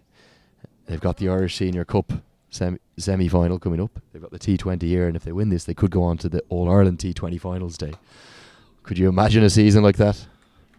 They'd certainly be up for Team of the Year. But you look at their squad, as I said, with the bowling, they've got all bases covered. They've got raw pace. They've got, Joe's obviously a very experienced bowler. Rope, who's a very skilled bowler. They've got left arm spin. They've got off spin. They're probably just missing a leg spinner. They've pretty much got all bases covered, and obviously the batting is very destructive as well. Outstanding, and that's without Andrew Pointer, who's not here today. Looks for the scoop. That's got over fine leg. Just lovely shot from Fionn O'Sullivan. That's going to run away for a crucial boundary. Great innovation. Yeah, looks, the batters are struggling to hit down the ground, so it might be a case of trying to use the bowler's pace, whatever pace Ropu has on it, trying to get it past deep short fine leg. As you've seen, got over Samir Dutt's head there, didn't it? Short fine leg. It was a valiant effort, but as soon as it got over him, it was always going to run away for 4. And he's actually taken that from well outside off stump, and that's run away down to the boundary. But again, the bowler hasn't done much wrong. He's executed a full ball, and the batter's outfoxed him and got it over a short fine leg. Speaking of experience, Joe Morrissey, the Clontarf captain, marshalling his troops here, and he's put fine leg back. Immediate reaction from Joe Morrissey. Conor Kelly at long off has come into the ring, and it will be interesting to see if Fionn O'Sullivan looks to hit the full ball straight down the ground now, won't it? Yeah, well, there's as you said, 4 men inside the ring. There's always going to be a gap in the outfield that you're looking to try and hit. So either use your feet here to come down and try and get the ball in the full, or go really deep in your crease. O'Sullivan on 21 off 22 balls, full, squirted just down towards that fine leg position. Robert Forrest theatrically tidies that up as ever, and that's just going to be a single. Looks like someone shot Bobo there. Well, I think he might have been watching a bit too much of the World Cup over the last 6 to 8 weeks. And I think he might still be licking his wounds from those 4 buys that run through him. He won't be happy with that. Any keeper very precious over their buys count. I don't think Bobo would mind too much. He's not someone that's going to dwell too much on that. He'll forget about it and he'll look forward to the next ball. And you think it might be a case that he knows the cameras are here, the live stream cameras are in, and he's performing for the crowd? Well, he's certainly that type of character. I've played hockey against him a couple of times when he was playing for Clontarf, so we've had a few ding-dong battles, and he's a good character. He's a very fierce competitor as well. Code on strike now, the left-handed Australian Code. Oh, another outside edge. That's the second in his innings. That's going to run away for 4 more. That's 4 boundaries down to third man, a fine leg off the last 2 overs from Roper. He's done nothing wrong. He's bowled a decent ball. Danny Codes again swung hard, and again another outside edge, and that's T20. It's 4 runs, and there's nothing you can do about that. The hands are up in the air here from Clontarf fielders, and that's always 4. Yeah, and I think my co-commentator Kevin O'Brien's spot on the money here. His figures, they're 3.4 overs, none for 35, but he's been very unlucky. 16 of those runs coming in outside edges in no time at all. And as Kevin says, that's 2020 cricket, but it's also giving Leinster a chance. It's just if they can nudge up to 140 here, they might be in the game. Yeah, I think they need 140, and then hopefully, the likes of George Dockrell, Joe Carroll can bowl well and get a couple of wickets. Hit powerfully down to Obus Pienaar. Just going to be 1. Here's his protection there. Speaking about Obus, in terms of professional cricketers that come in, and for our viewers from overseas, every club in Leinster entitled to 1 overseas professional. Regularly come from the likes of South Africa and Australia and New Zealand. Would you be able to give us a few names from your time in Leinster cricket over the last 15, 20 years of some real iconic pros who might have been the best pro that you've ever seen, which we'll come to after this ball? Into the length, and that's hit over mid-off. The mid-off who's come up, 1 bounce for Fionn O'Sullivan, starting to get the gas moving. That's a really impressive batting. Yeah, great shot. Obviously with the field change, Ropu's worried about bowling full and getting hit over mid-off, so he's tried to drag his length back a little bit there. That's back of a length, and O'Sullivan's backed away and hit it over mid-off. So, great batting previously in the over, scooped it over the short fine leg, and now he's hit that over mid-off. Wonderful batting from the Leinster youngster, moves to 26 off 24 balls now. So talk to us about the best pros. Obus has had a superb season for Clontarf. Some other names from the past? Yeah, I think very privileged to play against some very good players. Play with some very good players as well for Railway. But people that stand out. Hendy Wallace would be one who played for Eglinton up in Northwest and also played a couple of years at Leinster. He was a fantastic cricketer from Barbados. Final over the innings, Delaney in short. Tried to be pulled away. Robert Forrest running back, decides not to attempt the catch, takes the glove off, picks it up one-handed in, and he actually saves a run there. Good piece of fielding. That is terrible running. He's pulled his hamstring, I think, here. I just think he didn't want to face Dave Delaney. He didn't want to come back for 2. Danny Code, Kev is referring to there. He looks in a bit of trouble, all right. It was quick, it was short. You got to be running 2 there, mate. There's actually no one at the stumps when Bobo picked up the ball, so it was an easy 2. But settled for 1. Must have twinged his hammy or something, and he's given the strike to O'Sullivan. And hopefully, for Leinster's case, O'Sullivan will be looking to hit a couple of boundaries in this over. Hendy Wallace, a guy you referred to there, obviously played for Leinster. Carlos Brathwaite, another West Indian up at Leinster Cricket Club. Yeah, he can hit a ball. He hit, yes, as we've seen. Remember the name, Carlos. with that great Ian Bishop call in the 2016 World 2020 final. And we're just going to keep talking about those pros. Well, Danny Code is he's gonna call for a runner. I believe it could be the hamstring done. Who else would you remember? Any good railway pros over the years? Yeah, we had a few. Pat Collins will be one, in recent times. Queensland. From Brisbane. Yeah, he had 4 years with us, four or five very good years. I think he scored 900s and 6 of them in one season. Still playing first grade down in. Still playing first grade. He's just come back from injury. He did his cruciate ligament in his knee, so he's on the mend. But yeah, certainly, he was one who was a fantastic cricketer. Ian Hewitt was another one from Melbourne. When I started out my senior career over in Railway, he was our overseas pro back in 2000. And how important are they for club cricket? In terms of inspiring youngsters, were the pros someone you came down and worked with, both in a coaching aspect and kind of from an inspirational figure around the club? Yeah, certainly. You always, like when Huey was over, for example. He was down at the club. He was down at the club 7 days a week coaching.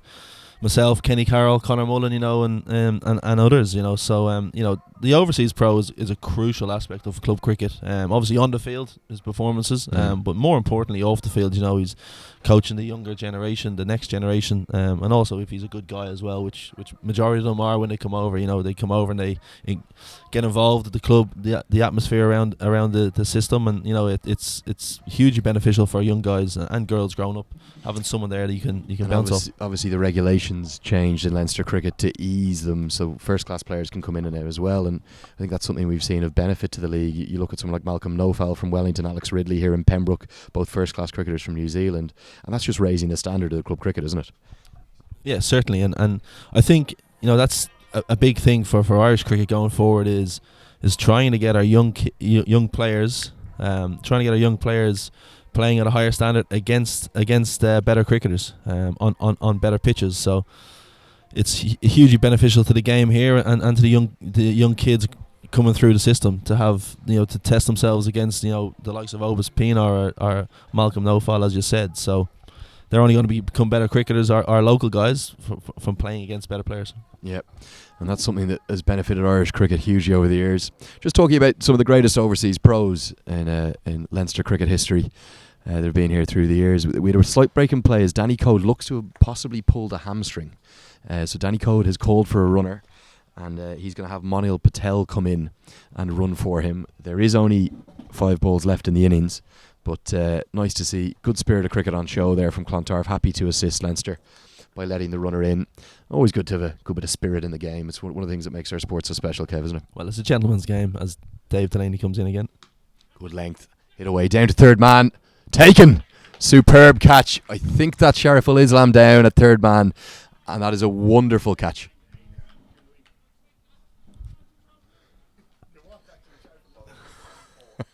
We just got Conor Kelly down in the boundary next to us, and he's informing him that his namesake, Sharif Al-Islam, was also playing for Bangladesh this week. No relation, but a wonderful catch at third man there, Kev, wasn't it? Yeah, good catch again. O'Sullivan backed away off the outside edge, but that's the raw pace. It's carried all the way to third man, and a good catch by Roper with third man coming in and taking it low down in front of him.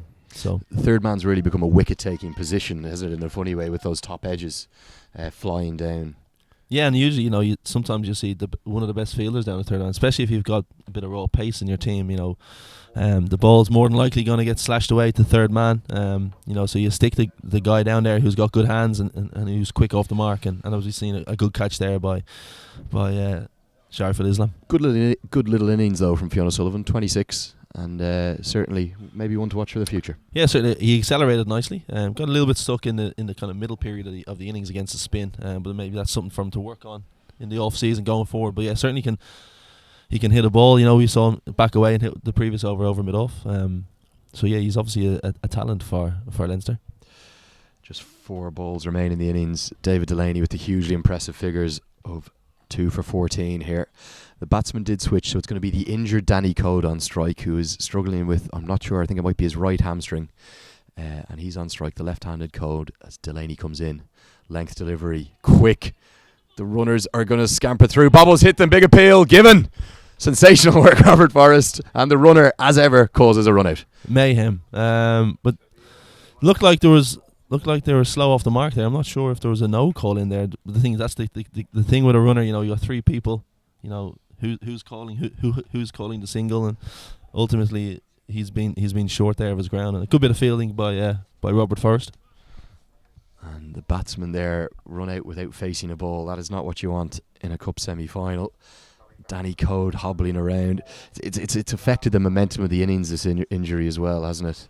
You know, this over has gone single wicket now, and it's all signs pointing towards Clontarf taking a huge advantage into the second innings of this cup semi-final. Yeah, certainly. You know, the second 10 overs, it's stuttered a bit for Leinster since George Dockrell was caught and bowled. 128 with the 3 balls left. You're looking like they're probably going to end up below par here. So it's advantage Clontarf, as we said, with their powerful batting lineup to chase these runs down.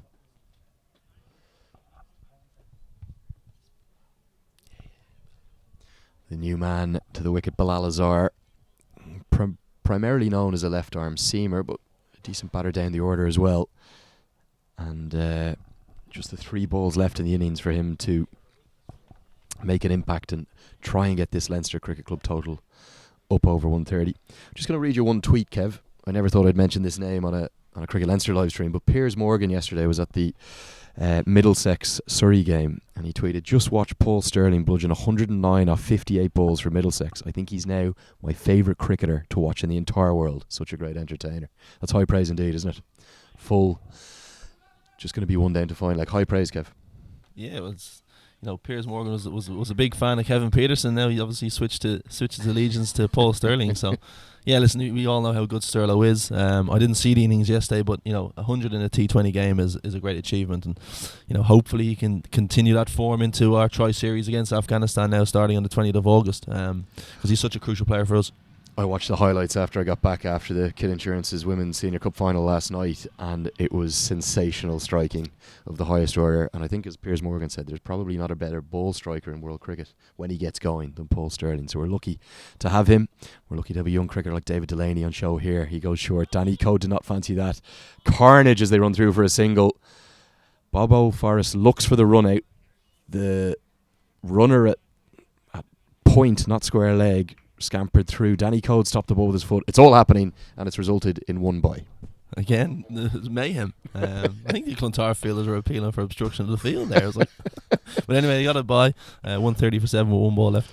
Just in case you're watching on the stream at home and wondering what is going on, Danny Code has pulled his hamstring. We've got a runner in for him. It is sheer madness in the middle, and it's all happening, but the ultimate result is it's 130 for 7 with 1 ball left in the innings, as David Delaney comes in to finish his spell.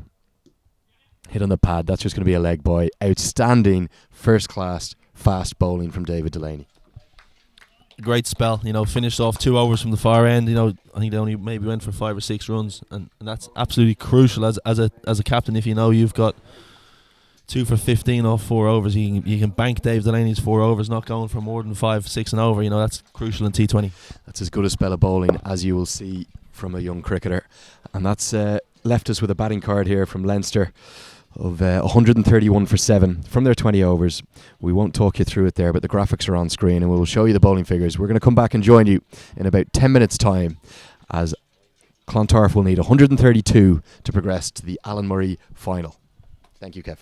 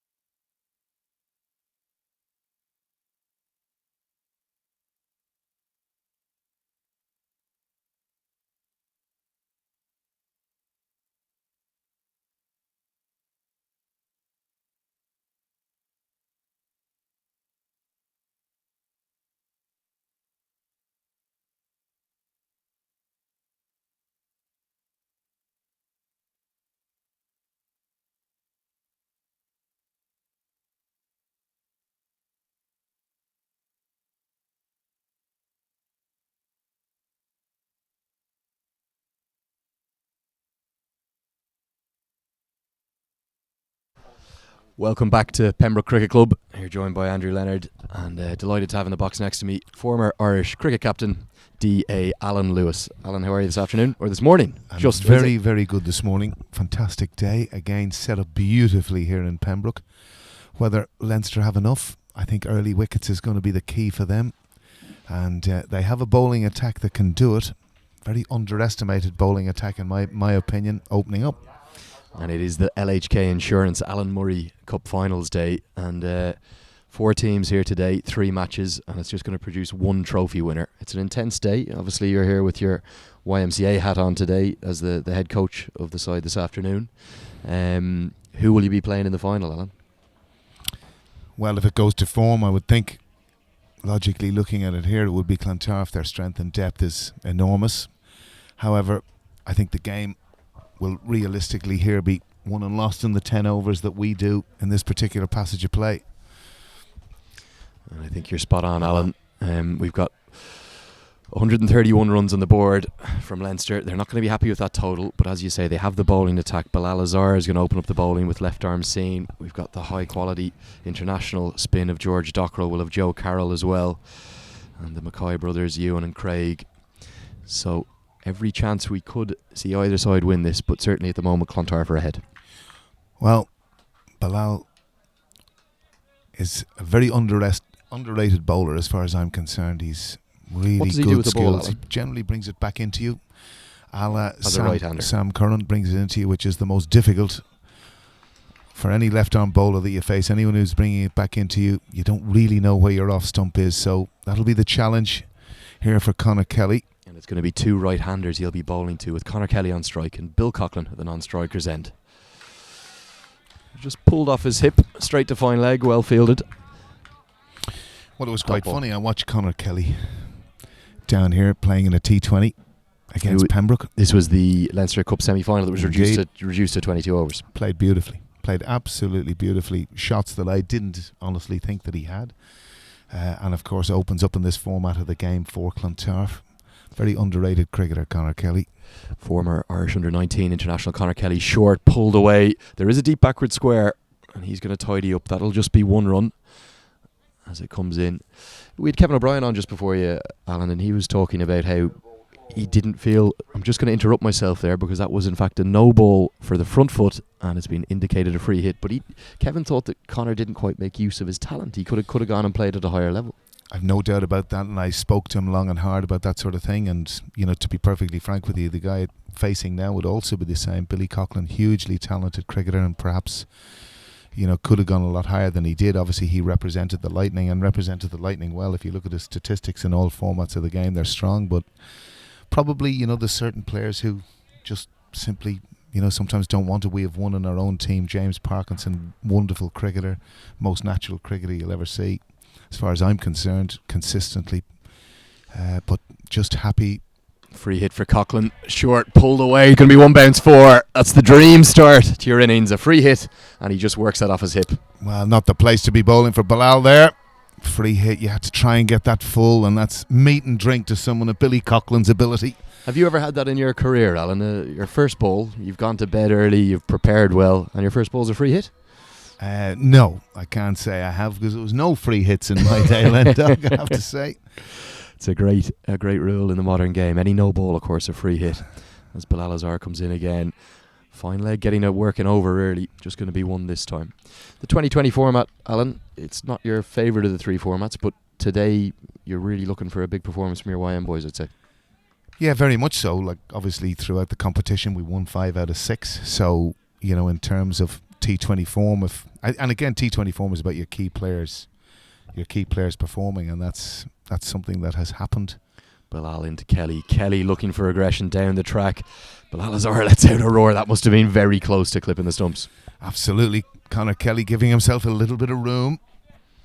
And he really showing his intent early. Certainly by the reaction of Bilal, that must have been very, very close. Let out a huge roar, Bilal Azhar.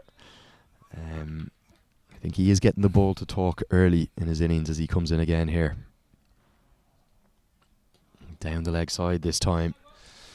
They're going to run through. That'll be 2 wides. We just watched the replay that it actually has gone over leg stump, would you believe? So it was on line, but just height-wise, it's just clipped over the top of leg stump. Yeah, look, I kind of think in these sorts of situations it's very difficult. Just going to have a sight screen move here, so a slight delay in play. Obviously, Bilal Azhar bowling his left arm over the wicket. So we have 2 different sides of the wicket in play. Nice to see the Clontarf captain and Joe Morrissey and his colleague Owen Delaney going down to help out there. Absolutely. Good spirit of the game. Spirit of cricket, Lendog. Very important. Very important you have that in the game. As ever. And Bilal Azhar is going to come into the tall Bill Coughlin, 6'4". Another wide. And they're going to run through again. Brilliant running, Conor Kelly. 2 more wides. Clontarf innings off to a flyer. Yeah, this is very sloppy from Leinster. Wides, no balls, free hits. Not the way they'll want to have started the game. In fact, looking just at Bilal, he looks a bit stuttery in his run-up. Doesn't really seem to have a very good rhythm going for himself just at the moment. He's getting extravagant movement back into the right-hander. And that's leg side again. He just can't get his line right. Can't get it outside off. Going to be a dot ball this time. But with those wides and no balls, there's still 1 delivery to come in this opening over. The score already on to 11. And of course we've got to remember Leinster started so strongly in the power play and really stuttered from then on. Power play, the first 6 overs, just 2 fielders allowed outside the circle. Good length. Kelly works it off his hip down to deep backward square leg, and he's going to retain the strike. 12 off the first over. Clontarf nicely ahead of the game. Very much so, and relatively straightforward and easy with some of the presents they were given in that first over.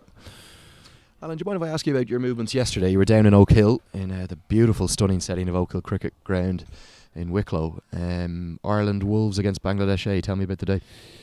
Yeah, well, it was a really strange day. We, in terms of the early salvos were very disappointing, both bowling and fielding. I just thought that there was a general lackadaisical nature around the field, which surprised me with the Irish team. A lot of drop catches, but I suppose the plus points, and you probably saw a bit of it today, was David Delaney's bowling. He bowled with great aggression, direction, and so nice to see him continuing hopefully to fulfill his talent, because it's not often you get players that can do what he can do at this stage of his career, so that's got to be minded. But the other one, which you'll be obviously licking your lips with, a club mate of yours, JJ Garth, bowled beautifully as a wrist spinner. Yeah, but particularly more so with a team that are so comfortable against spin in Bangladesh.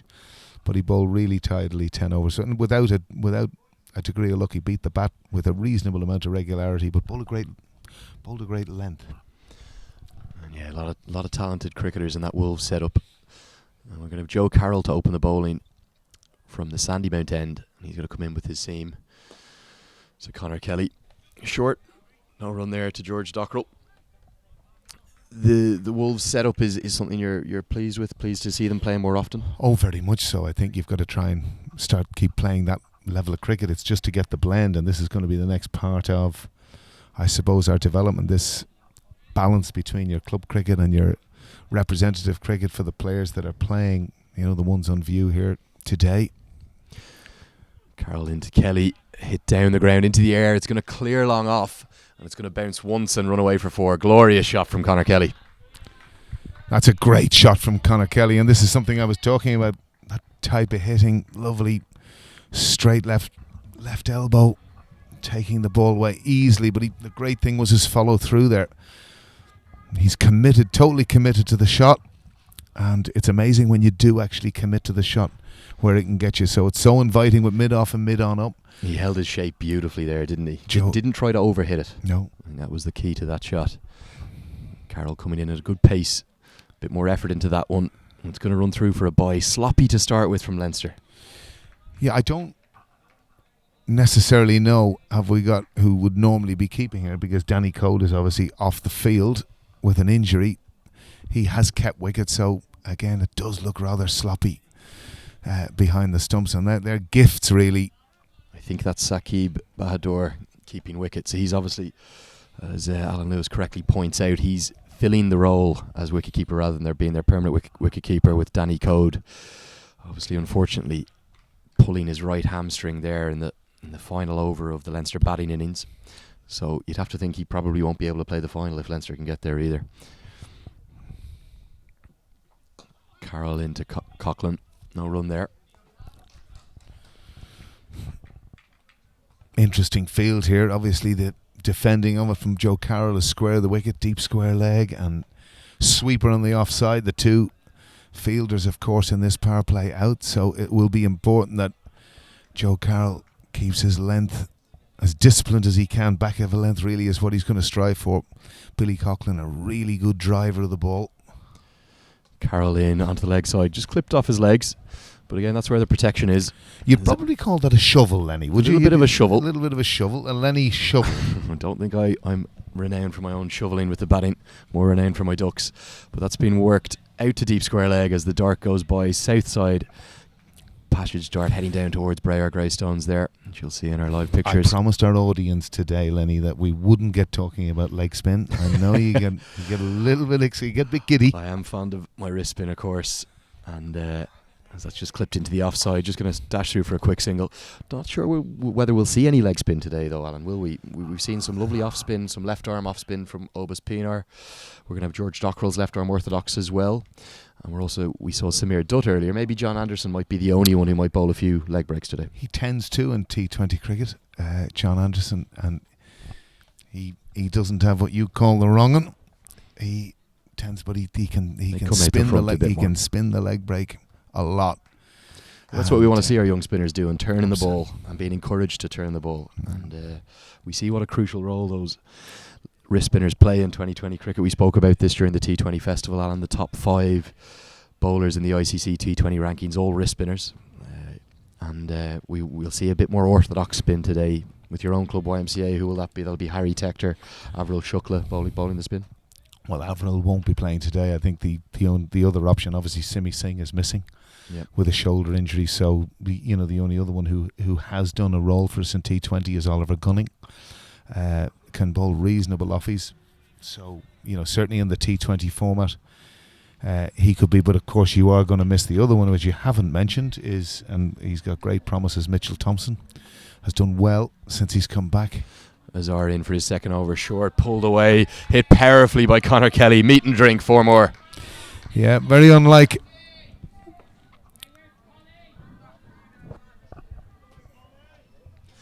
Very vocal from the Clontarf dugout to our right here, Alan. Great work, Polly, they shout. Polly, of course, being Conor Kelly's nickname. And just good batting. He looks in great touch, doesn't he? Very unlike Bilal to be as short as this. Normally his trade is keeping the ball up, getting that ball swinging back into the right-hander, but he's been very short. That's more like right into again, more like. Well adjusted by Kelly, who just works that down to third man. They're going to trot through for 1. It's funny, it must be almost relieving for Bill Coughlin to open with Conor Kelly, because he doesn't have to be as aggressive early on. Well, I think they clearly have a plan. Like Conor Kelly is the orchestrator of aggression in the first 6 overs, and that's the way they play it, which is of course quite correct. That's better from Azar. They're going to run through for a single. Coughlin quick there though. He's got those big 6'4" legs, and had to get them moving to get through for that single. He certainly did. I just wonder what a direct hit would have done there, because he was slow to get going. But again, it's part of the astuteness of aggressive running Kelly, from and Kenny. Again, aggressive running. Yeah, aggressive running, but they get through for the single. And as you said, they looked like they've gone out with a real plan, real intent. Kelly to free the arms, run hard between the wickets, and put Leinster under huge pressure from the start. Well, Conor Kelly's got a very good cricket brain. He can see that mid-on is deep on the edge of the circle. The minute he's hit it, he's gone, which is the crucial thing. Azar into Coughlin this time. No run there. Good loud communication. 2 very experienced campaigners, and that's, I suppose, something Clontarf really have in their favour. It's a very experienced squad, isn't it? Well, they're incredibly experienced. They're the most experienced, probably, team on view in terms of who they've got. They bat all the way down. Obviously, they're without Pointer today, but I see Owen Delaney is back, obviously flown in at great expense. Back for a couple of weeks break from his current posting in Melbourne. He's got 1 more winter down there, and we'll be delighted to welcome him back to the Irish club game next year. think he's really enjoyed his cricket down there. He played a very good standard, grade cricket. Something you did 20, 25 years ago now. That's true. 1985-86, Mossman, Middle Harbour, Sydney. Is that something you'd encourage young cricketers to do? Go and experience different conditions? Oh, without a doubt. I think the other side of it is just the whole standard of grade cricket. It's different league. That you start from a standing start, no matter who you are, and I genuinely found that, and was fortunate to start in second grade, and lucky enough to perform well enough to go up to first grade for 2/3 of the season. And you're playing against week in, week out, certainly state cricketers, if not test cricketers. So that was the way the competition was. It's not as much that now. They have a lot of academies and different things, and many in Australia feel that that's not the right way. It certainly wouldn't be the way I'd go about things. I think you only learn, and do most of your learning by playing in the middle. I suppose what you're saying is a strong club game is crucial to the whole sport across the country. Well, without a doubt. And that's why you want your best players playing in these competitions and leaving room for everything. I think we've got to be conscious of that now, that we want the top players playing in these competitions, but we also want an avenue where the top players can play against the Bangladesh A's, without interfering too much with league programs if you can. And that's why we've got to probably show a sign of... Full from Carroll, hit out towards George Dockrell, well fielded, but scamper through for a single again. It's great to see the likes of George Dockrell here on show for Leinster. Absolutely, that's the whole... This is where he came from. This is where he started. This is where all the boys... This is it's just the whole culture of cricket in Ireland. You start as a 6-8-year-old. You have your coloured jersey. You have who you play for. It's part of your DNA, and it's very important that continues. Because as a club game, we all support it so well, and I'm sure by the time 5 o'clock comes this evening, that wall will be full, raring to go for final of T20's day. Good length from Carroll this time. Not much foot movement from Bill Coughlin. Goes through to the replacement keeper, Bahadur. Yeah, the wall will fill up later in the day, and hopefully these clouds that are just kind of hanging over us a little bit should clear. I think the forecast is for them to clear, and we're set fair for a nice evening. Alan, your side will play Merrion at 2 p.m. today. Mm-hmm. Will you look forward to the challenge of possibly having to go back-to-back, hit down the ground, over mid-off? That's going to be one bounce for 4. Will you look forward to the potential of having to go back-to-back? Do you think that's almost an advantage, playing the second semi-final? Well, I think it probably is. I think if you can keep the momentum of you're playing 50 overs every week. Obviously, the cricket is far more intense, but talking around the guys, that they tend much to prefer the one after the other, keep the momentum of what you're doing going. So we were happy with that draw. Hit on the pad, big appeal from Carroll, but no, it looks to be sliding down. I think one of the other interesting things is it's going to be, now obviously I reckon, if you were to get yourself a total of 150, batting first, it'd be very interesting. Obviously I haven't spoken to Jack Tector, our captain, as yet, so just to see what his thoughts are. Well, Conor Kelly came over to us during the break and he said it was a very good pitch, and he thought Leinster were under par, which is interesting. So he was very confident at the innings break. Carroll in fuller this time, hit down the ground. That's going to fly all the way for 6. Glorious timing from Bill Coughlin. Well, that is not the area to bowl to Bill Coughlin. It's his massive area of strength, and he just eased that for 6. Really, Len, it was a beautiful shot. You're spot on, Alan. It hit, bowled right into the slot and smashed down the ground for 6. Beautiful shot. And of course, the other thing, which is a huge demoralising factor for bowlers, last ball of the over. And you can see it here. We saw some wonderful timing in the Kid Insurance's Women's Cup final last night, and you won't see many better time shots than that there from Bill Coughlin. Leinster will be disappointed with that beginning. They didn't get any sort of authority going. No accumulation of dot balls. Clontarf scoring with regularity, really, and the scoreboard tells its own story. The 4 overs of Seam has already been forced to make a change as George Dockrell will come into the attack. He's going to take the pace off with his left arm orthodox spin. Both those 2 over spells from Bilal Azhar and Joe Carroll, 2 overs number 18, 2 overs number 17. And Clontarf in the ascendancy here, 37 for none after just 4 overs. I think the feature, Bill, has been, and again, it's one of these things, I think if you can get tendency is, and you saw the way Leinster set up with sweepers both sides. It's not really the forte, because both players aren't as strong square of the wicket, and I would have thought straight would have been a better way to try and defend yourself, try and keep yourself as straight as you can, back of a length. But it is what it is, and Clontarf are well on their way to getting past this total. Dockrell into Kelly, short, picks up the length so quickly, pulled away, 2 bounces into the Dinero Club signs, 4 more, wonderful shot. Well, what he did there so successfully was he nearly premeditated. He sat deep in his crease, got back, and really could have hit it anywhere. But more importantly, he knew exactly where the gap was. George Dockrell going in without deep mid-wicket. The 2 men outside the ring at deep long on and deep backward square. Quicker from Dockrell. Loud cry of waiting from Bill Coughlin. Very extravagant. Sounds like Bill on a Saturday night. That at about 2 a.m. Great. He likes roaring and screaming at that hour. Great rapport between Kelly and Coughlin. Real indicator of good timing from Conor Kelly was how quickly he picked up that length as he goes down the ground, looks to hit towards a car park, flies away for 6. Sensational batting from Conor Kelly. What form he's in. That's fantastic hitting. Just picked up the length. Once the ball got above the eye line, he was down and he stayed on it. Beautiful base and hit through the ball magnificently there for 6, and he will be loving this, Conor Kelly. Kevin O'Brien said to us about 35 minutes ago on the live stream that Conor Kelly was as talented a cricketer as he played with in Irish under-19s. And he's just showing us that here. He might be 34 years of age now, but he's in superb form for Clontarf. A man-of-the-match performance in the Leinster Senior Cup semi-final just last week. And now he's facing George Dockrell, and he just stuck him into the car park for 6. Well, I've got to be very guarded what I say, but Conor likes his social life, as we all know. But Kevin O'Brien is absolutely right. YM played against him as an 18-year-old in a Senior Cup final, and he virtually nearly won the game for his side single-handedly.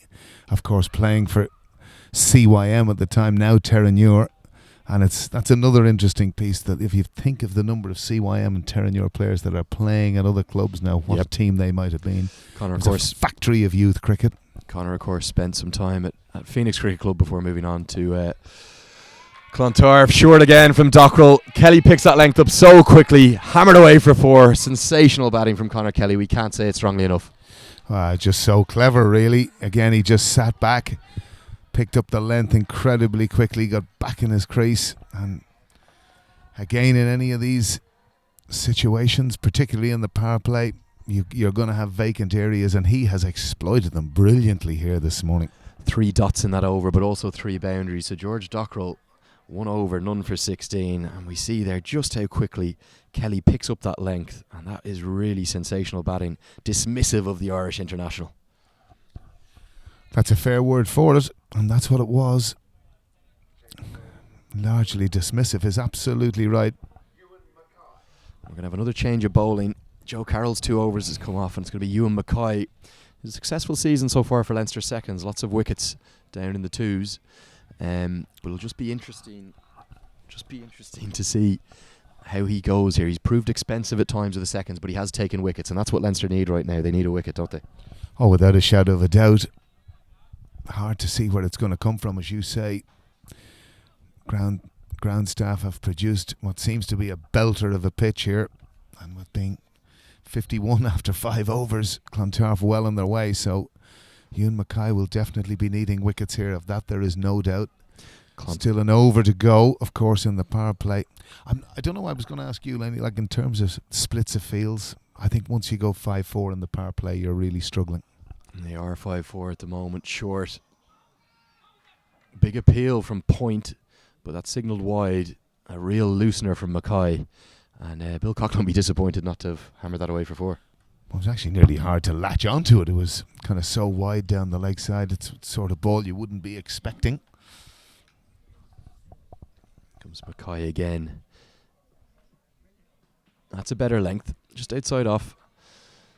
Coughlin signals to Kelly that he's just moved the ball away a touch. I think the other thing here, of course, Lenny, is that he won't have seen too much of Mackay, Billy Coughlin.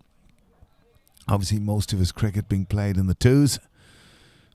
But isn't it great to see a young man step up for a cup final? He'll be nervous, no doubt, bowling to two very experienced batters, but he'll be looking for wickets.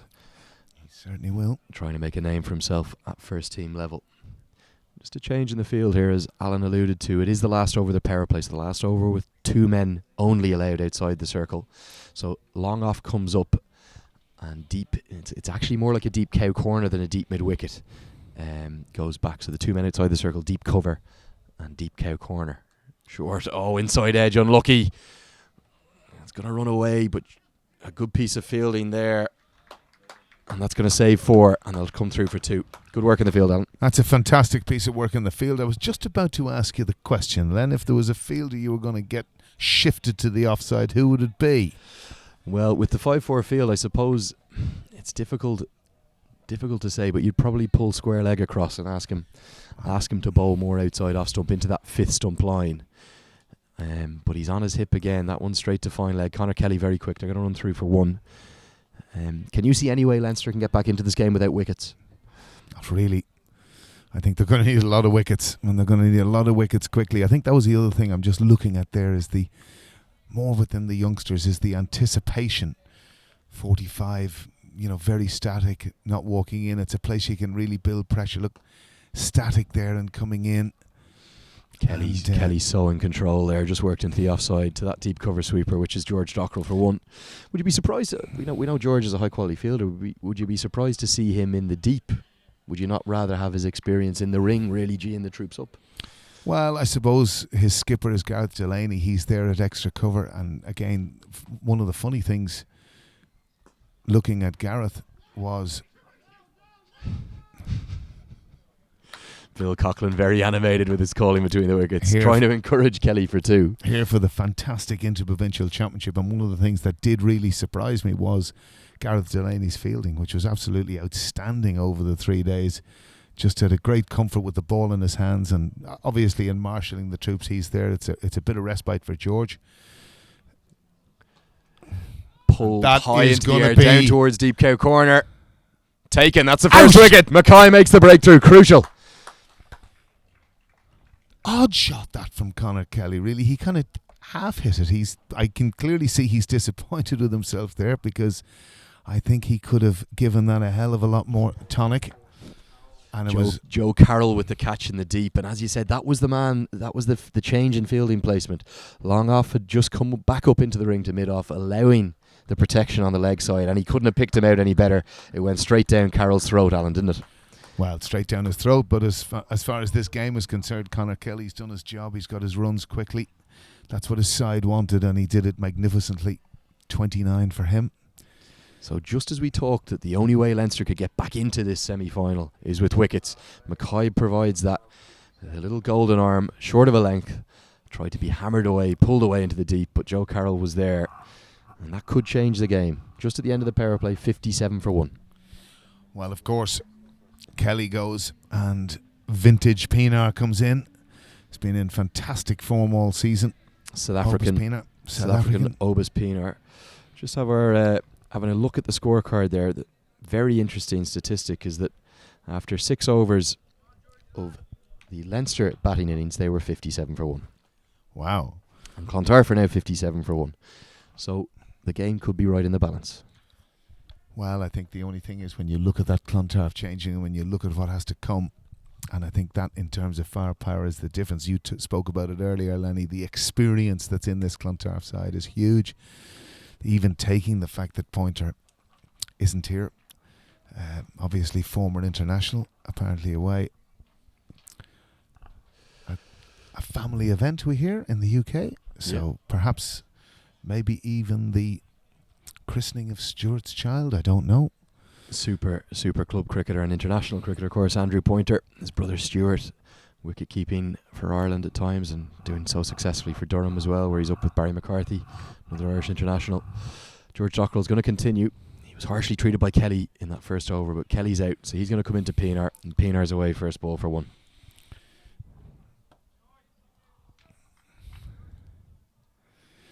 Eased on the offside there by Pienaar. Not perfectly timed, of course.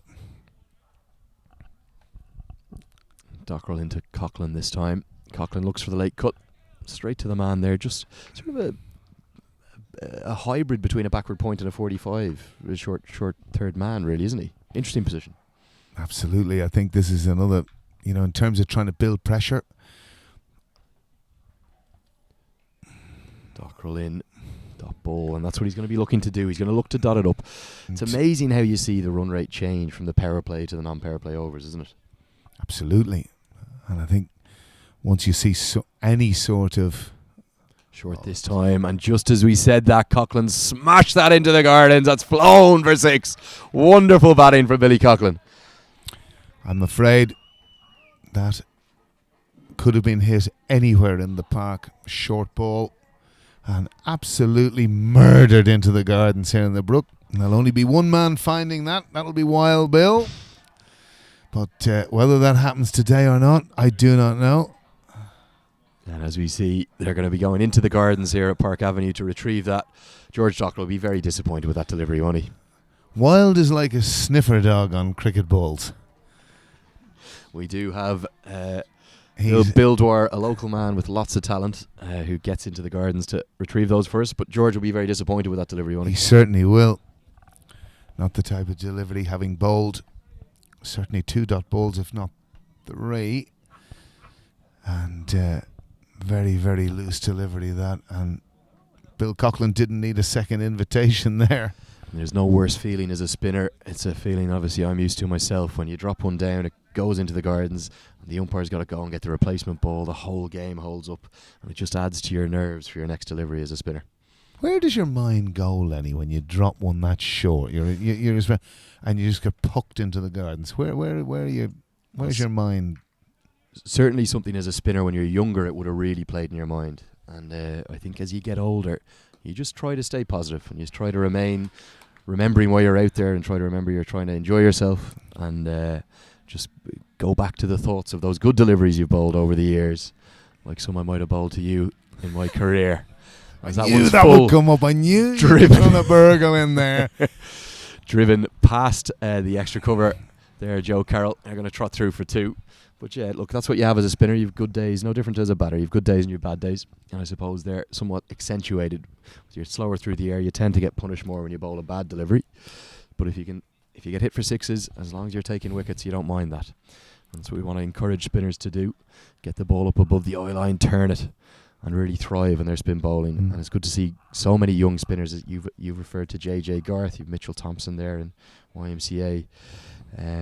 Lots of good spinners coming through the system. That's what we want to encourage in Irish cricket. Certainly do, and I think it'll be very interesting to see how they perform. Of course, that's the second match on view here today. YMCA versus Merrion. Yep, this is the LHK Insurance Alan Murray Cup finals day here at the wonderful Pembroke Cricket Club. A nice crowd filling in here now. We're going to have 4 teams on the day with 3 matches, but we're just going to have 1 trophy winner. And that could be any one of the 4 clubs now. Leinster trying to claw their way back into this semi-final, the first semi-final between Leinster and Clontarf. The experienced Bill Coughlin and Obus Pienaar at the crease. And these are going to be 2 crucial wickets for Leinster, aren't they? If they can get this partnership broken and take out the second man, they could be right in the game. Oh, Mackay in, huge appeal. Oh, that could direct be out. given. He's gone. Delight for Leinster. What a piece of work by the point fielder. And Pienaar is gone, run out for 1. That is a fantastic piece of work by Monil Patel, I think.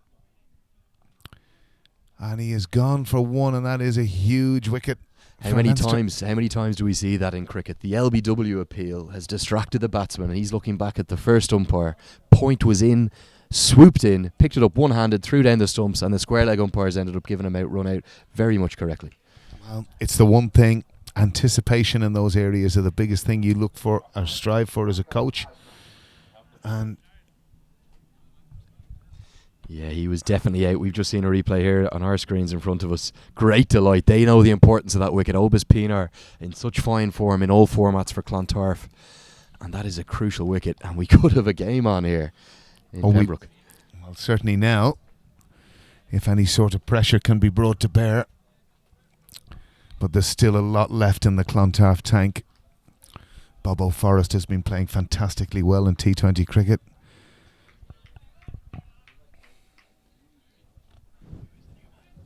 So this is Wakar Amzat coming to the wicket. Very good orthodox player, Wakar. Yeah, Wakar's been in good form for Clontarf in the league so far. Known as a big hitter as well. Can do. Very orthodox player. Very good technique. And he's kind of got a strange set of roles for Clontarf, but today elevated up the order. Of course, Andrew Pointer not playing today. Normally comes in around 6 or 7. And he's a better player than that. He's a very nice player, pleasant on the eye to watch. Good technique. Good aggressive captaincy here from Gareth Delaney as Mackay comes in. Oh, leg side, big appeal from the point fielder. Monil Patel getting very excited after his run out. And it's going to be signalled wide. No better way for an umpire to turn down the appeal than say wide. Well, it's always very funny when that sort of thing happens. Obviously, there's a bit of gamesmanship in it. You'll always just try something if it's slipping down. Did it clip his pad, his thigh pad? Anything to give yourself a dot ball, but wide ball it is. That Kelly wicket proving so crucial. Gets the breakthrough for Leinster. And with the run out, there's now 2 wickets down. 67 for 2 in the 8th over here. Mackay in. Oh, wide signalled again. That's going to run through for 2 wides. The radar's just been off from the Leinster seamers, isn't it? It sure has. There's been a lot of wides. It must be veering on something close to double digits now at this stage in terms of wide deliveries. Yeah, we already have 8 extras with 6 wides so far. With those 2 wides, it's up to 10 extras. So 69 for 2 now. If Bill Coughlin, he'll just be thinking if he can keep batting through, he'll get Clontarf home. And is that what he'll be looking to just set down as the anchor now, as the opener? Well, of course, like realistically, this should be plain sailing for Clontarf. They've just got to just keep knocking the ball around 4 and 5 and over. Mackay, and he is causing problems when he gets the length correct. As the YMCA side arrive in front of us here, their captain Jack Tector, Sam Streak, Oliver Gunning. The ever grinning Oliver Gunning. How have you prepared for the semi-final, Alan? Is it have you got some targets, particularly the Marion team? What do you mean? Well, I think what you tend to focus on is key players. I think, the tendency, if you think about T20 cricket and its straightforwardness, it's largely a game probably for 6 people. So if you can remove 2 or 3 of those key people, and if you look down that Marion team, obviously Anderson, Tyrone Kane, one Jack Carty we played in the league this season, orthodox player, played very well, but one to watch. Mackay and Tasmat short, pulled away. There is protection at deep square leg. It's picked up quickly, and it's just going to be one. Is David Langford Smith, and again another one not to be underestimated in T20 cricket, Michael Lewis, my namesake. Very strong hitter, good runner, but that's the real focus. So we'll be trying to exploit some of those areas of weakness, and looking to do that will be the crucial part in potentially trying to get over the line. Mackay in again the radar off. It's going to be 2 more wides. The substitute keeper, Saki Bahadur, just struggling a little bit behind the stumps. Obviously, he's not a full-time keeper for Leinster. Danny Code pulled a hamstring in the first innings. So Mackay's radar, he is causing problems when he gets it in the right area, but he is drifting down leg side as well. Just getting that wrist behind the ball a bit too much, isn't he? Well, often in these sorts of circumstances, it's a rhythm thing, and Ewan Mackay has struggled a bit for rhythm. Obviously, he's taken the wicket, a bit of a gift. Conor Kelly basically lobbing it down Joe Carroll's throat, but he's got the wicket. That's a bit better. Again, so he is causing problems outside that off stump when he gets that radar right. Just doing a bit with the ball. Impressive youngster. He looks like he's hooping that one in, isn't he, Alan? That's what he's looking to be doing. I certainly remember it the last time when we played them seconds earlier on in the season. That's what he was doing. But again, they won't have seen much of him. Mackay in, driven straight to mid-off. Early call of 1. Good fielding, but there's always one there. When you hit it either to the left or right hand side, even when mid-off's in the circle, you call quickly, you can get through for the single. Well, I think it's the type of field position. If you're fielding mid-off, mid-on, and you have that, the one thing you do have as an advantage if you're on the ball is you can actually see the shot coming. And if in seeing the shot coming, you're anticipating, do it once and save a single, you'll rarely have one hit to you again. Just take a quick look at the Clontarf batting card you'll see in the graphics on your screen there. Bill Coughlin's still there, 29 off 22. Obas Pinar, that key wicket run out by Patel, he's gone for one. And Conor Kelly with a beautiful cameo at the top of 29 as well. Lots of depth in that Clontarf batting lineup, as George Dockrell's going to come into Asmat. He's already bowled 2 overs, Dockrell, and he's going to need wickets in his remaining 2 over spell.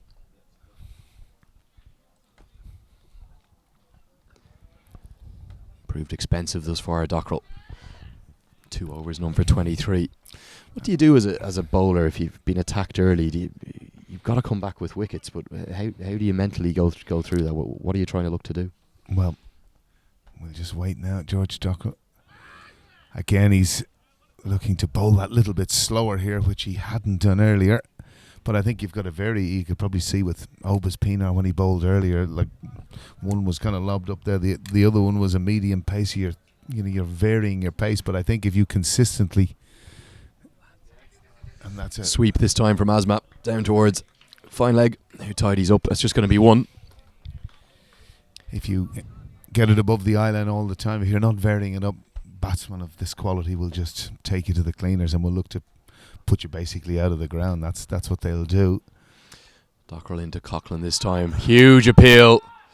Bill Coughlin was a long way down there. He's a tall frame, 6'4". I think even if that was on line, very difficult for the umpire to give.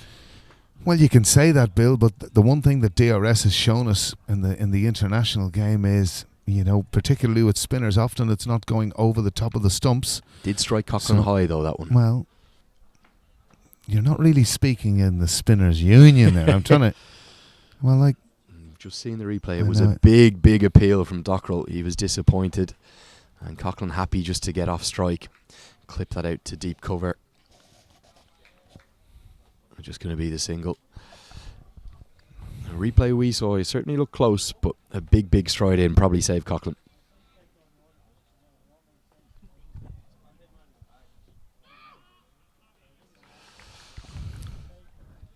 Tidy stuff from George Dockrell, just 2 off that over, rescuing his figures and also clawing things back a bit for Leinster. That's 9 overs gone now. The score 76 for 2, but with Clontarf just needing 5 and over, they're not going to have any worries or any panic yet. They just want to keep wickets intact, don't they? You'd largely think you'd do this in your sleep, Lenny. 5 and over. That's back into the 1980s, that sort of stuff, when 100 played 100 for 9 in the 20th over. 5 and over was a good score back then. You're looking at 7s and 8s now. How much has the game changed since the 1980s? Changed remarkably in the context. In what ways? What's been the biggest single change? Biggest single change for me has been the quality of the batting and the quality of the pitches. I think generally now, speaking in Leinster senior cricket, the quality of the pitches has just improved enormously. Yep. You've got covers, you've got all of that sort of thing. But the other thing is just the pure skills of the batsman. Pure skills of the batsman has just taken it to a new level. And I think the other part about it is that the number of cricketers who are good. Generally speaking, back then you had 3 or 4 who dominated most things that happened. I think you've probably got 5, 6, 7 and 8 now. Yep. who can do that, particularly in the Premier League. There's a lot of very good teams, and I think it'll be very interesting. You probably know more than me, just talking around the traps. But if you talk to the overseas players, they're the ones who'll be the barometer of standard. And I think the general consensus, talking to some of them that are here, they've been surprised at how good the standard has actually been. And the depth, and that's fascinating stuff. Fascinating insight from former Ireland captain Alan Lewis in the commentary box to my right. Change of bowling while he was talking there, with Joe Carroll coming back on from the Sandymount end. And I suppose there's a case of Leinster trying to strike while the iron's hot here. They need wickets, so they're going to go back to one of their key men in Joe Carroll and try and put the pressure onto the new man at the crease, Asmat.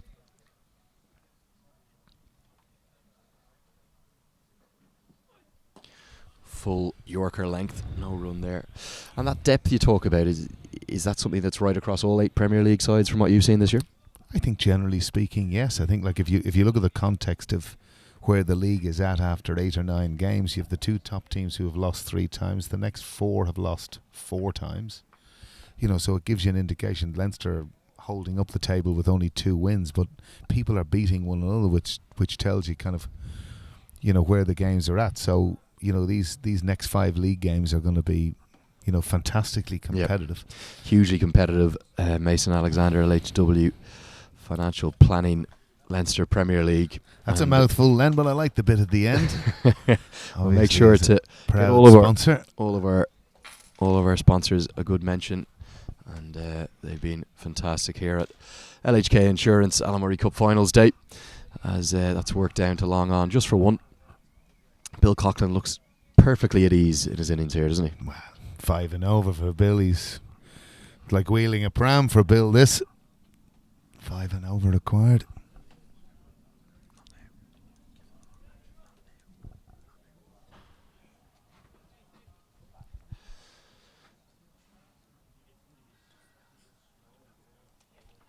Just speaking of our sponsors as well, of course, the match ball in the hand there, Joe Carroll, that's been kindly supplied to us by Tiflex today.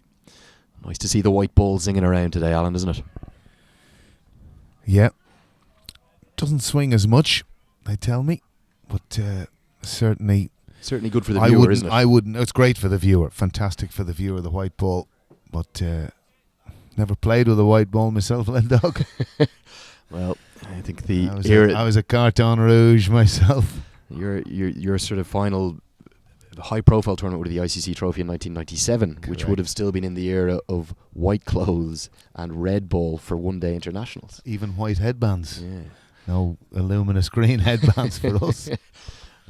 That wonderful luminous green headband of John Mooney's that he wore so well in 2015, the ICC Cricket World Cup, clipped off his hip. That's going to go all the way down to the boundary. Well saved, and he's going to save 2 runs. Bill Coughlin just gets 2 off his hip. Joe Carroll, and that's going to end our 10-over stint here. Leinster struggling for wickets. Clontarf Cricket Club 80 for 2. Alan, thank you for your company. And Always a pleasure for you, Len. We'd just like to wish you the very best in your semi-final. Thank you very much. Against Merrion. And for the moment, we're going to pass over now to Peter Boyd, who's joined by Ireland's record cap holder, Kevin O'Brien.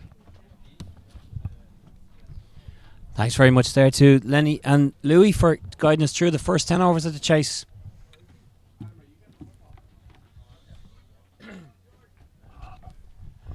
So, remarkably similar stage of the game to the first innings there, Kevin. We have a fast start and slow down the run rate in the last few overs since the power play, but as George Dockwell comes in to bowl there, we're set up for a fine finish. Yeah, I think Leinster were 70 for 2 off 10, Clontarf 82 for 2 off 10, so fairly similar.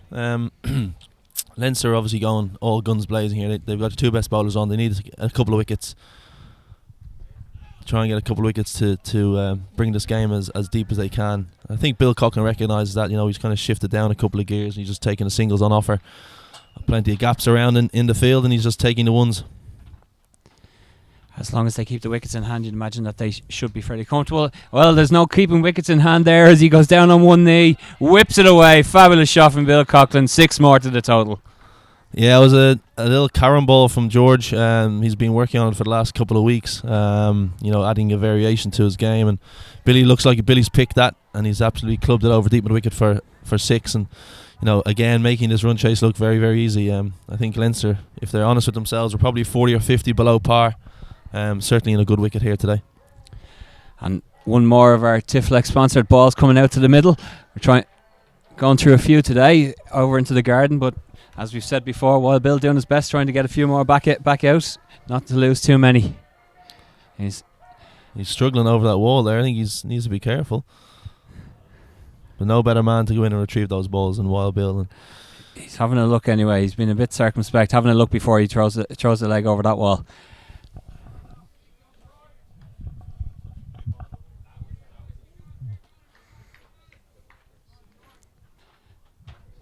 So Clontarf moved on to 89 for 2 here, halfway through the 11th over. Wild's done his job there. He's retrieved the ball, and here it is. We have a ball coming back on. Great work out of him. I think umpire Steve Wood might be hanging on to that one just in his pocket for a little while, just in case another one goes departing into that direction over the wall here. That's beginning to fill up nicely. Sun is doing its best to break through here in Pembroke Cricket Club as we head towards the conclusion of this first semi-final of the LH Insurance Alan Murray Finals Day.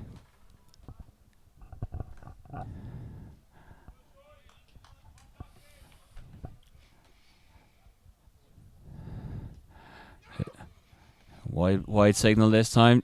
Just struggling with the line that time a little bit, Kevin. Yeah, it's been a trend for Leinster in this innings. They've bowled a lot of wides. I'd say it's up into the teens now. So obviously T20 cricket, it's crucial to try and limit them as much as you can.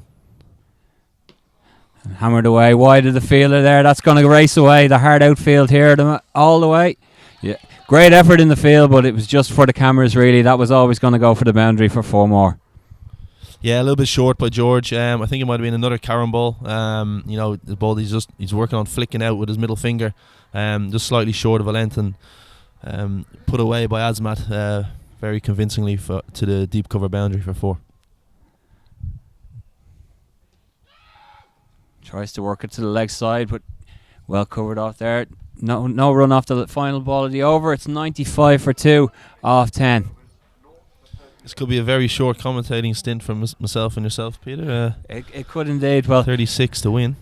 Just 36 required there at the moment, and they're making good effort at chasing these down in good time as well. So, well, I have to say, being very honest, Kevin, this is a very important and kind of a fanboy moment for me now, going back to the days of watching yourself play.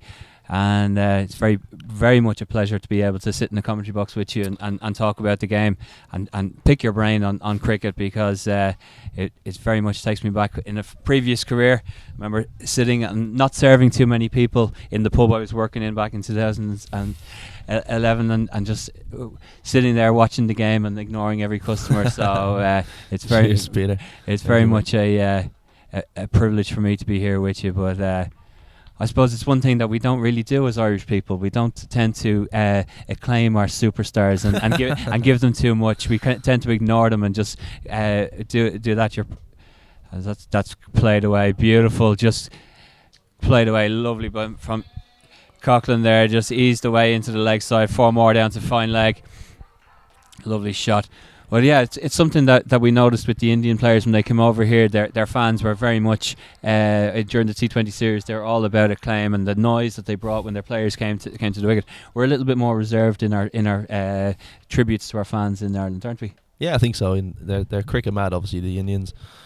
They're all superstars over there, and unfortunately they've had a poor result today over in England. But I'm sure they'll bounce back under leadership of Virat Kohli. As a quick single there, and I think that's 100 up for Clontarf. That's it, brings up the 100 just inside the 12th over, so it's gone along nicely here, bringing this run rate and chase along very, very quickly. Akbar Azmat trying to put everything in behind that, doesn't quite time it.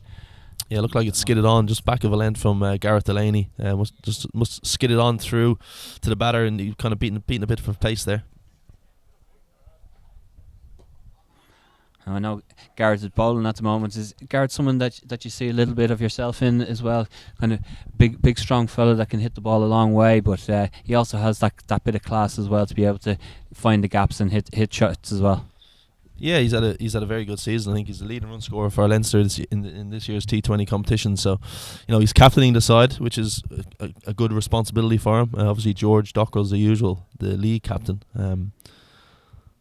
But being captain here will certainly help his game further progress. And I think he's certainly a player who, certainly Leinster Lightning but also Cricket Ireland can invest some time in. And he's proven his ability is in the Interpro game. At the top of the order in T20 cricket. So as we've seen, he's also a useful leg spin bowler as well, which we don't have too many of them in Ireland. So.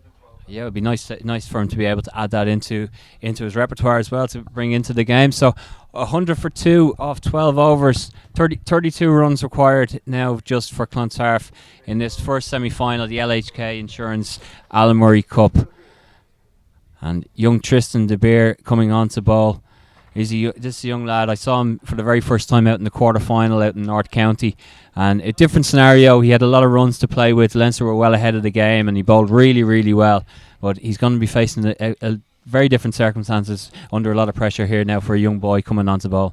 Yeah, well, listen, at the moment, I can only see one winner, unless something miraculous happens in the next 2 or 3 overs. But this is going Clontarf's way. So Billy Coughlin, he'll drop anchor now. He'll no doubt will be there at the end. 50, 60 not out. He'll take his side over the line. I can't see too many rash shots being played by Billy, but as you said, it's a good time for the young guy to come on, Tristan, to come on and bowl. Hopefully he can turn the game in a couple of overs, and get a few wickets. I like that, with the game firmly in Clontarf's favour. He's on a win-win situation for him. Really, he can only be a hero if he comes on and takes a couple of wickets. He's done everything and beyond what he's expected to do as a young guy making his way in the game. And he comes to bowl his first pitch right up there, and dot ball to start. Great reaction from the rest of his team, getting behind the young man. Yeah, an interesting field. Mid-on is in the ring. Fine leg and third man as well, and backward point and extra cover. So Leinster, they've got 5 in the ring, 4 on the boundary. So they're looking to try and stop these singles, with a good bit of captaincy from Gareth Delaney.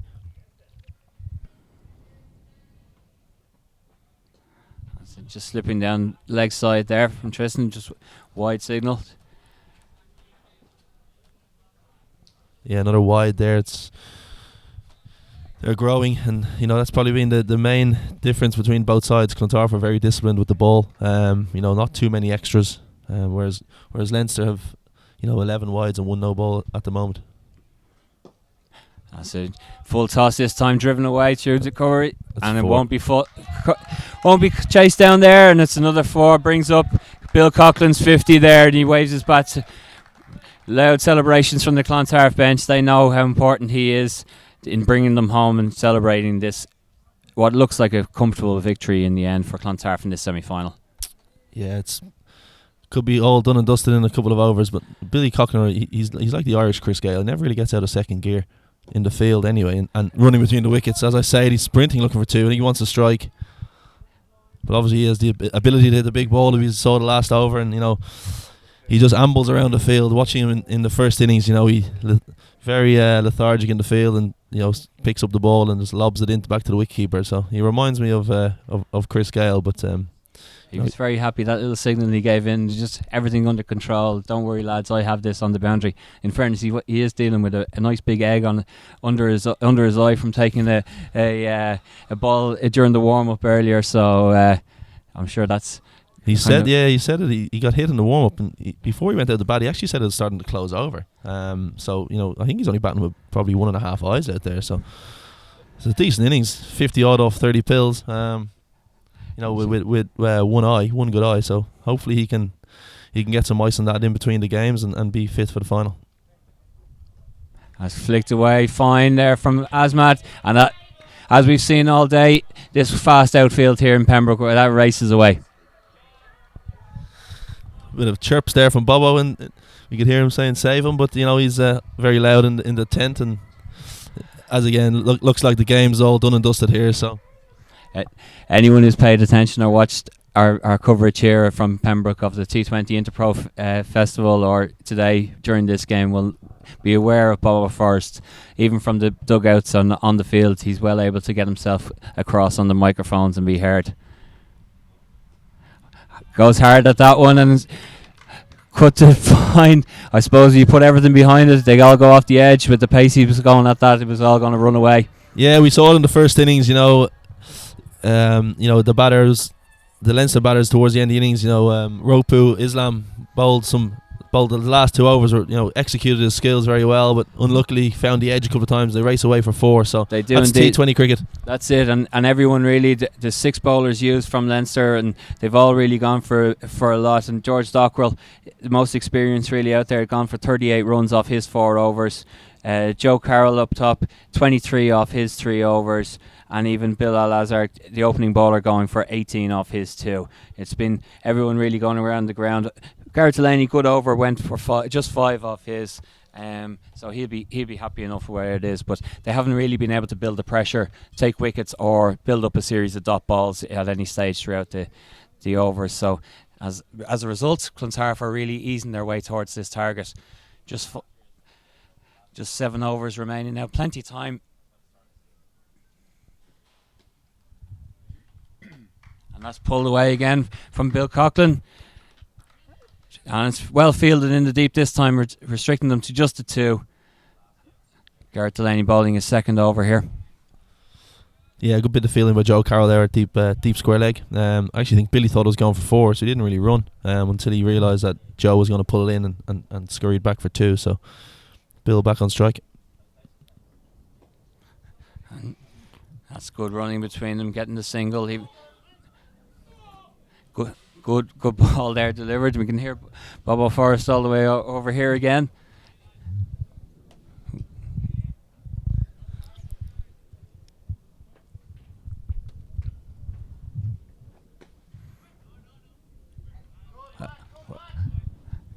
No run there as Bilal comes in, fields it well, mid wicket.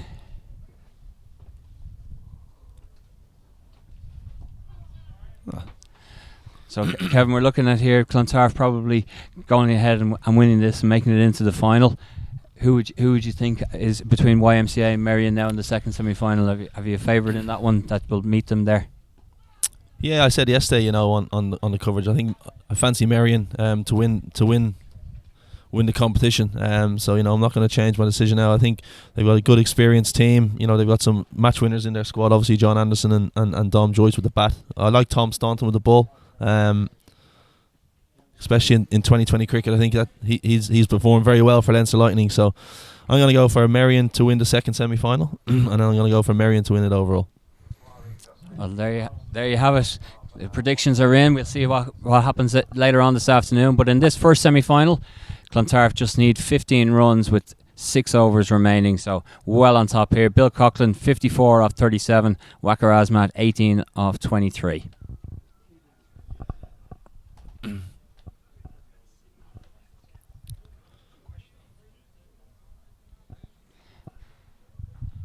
Bit of a hands on hip moment for Gareth Delaney there, just kind of trying to decide is there anything he can do at this stage to bring them back into the game, but it's really difficult at this point in time to see what they can do other than delaying the inevitable. Yeah, especially with only 4 men in the ring, there's obviously plenty of singles around.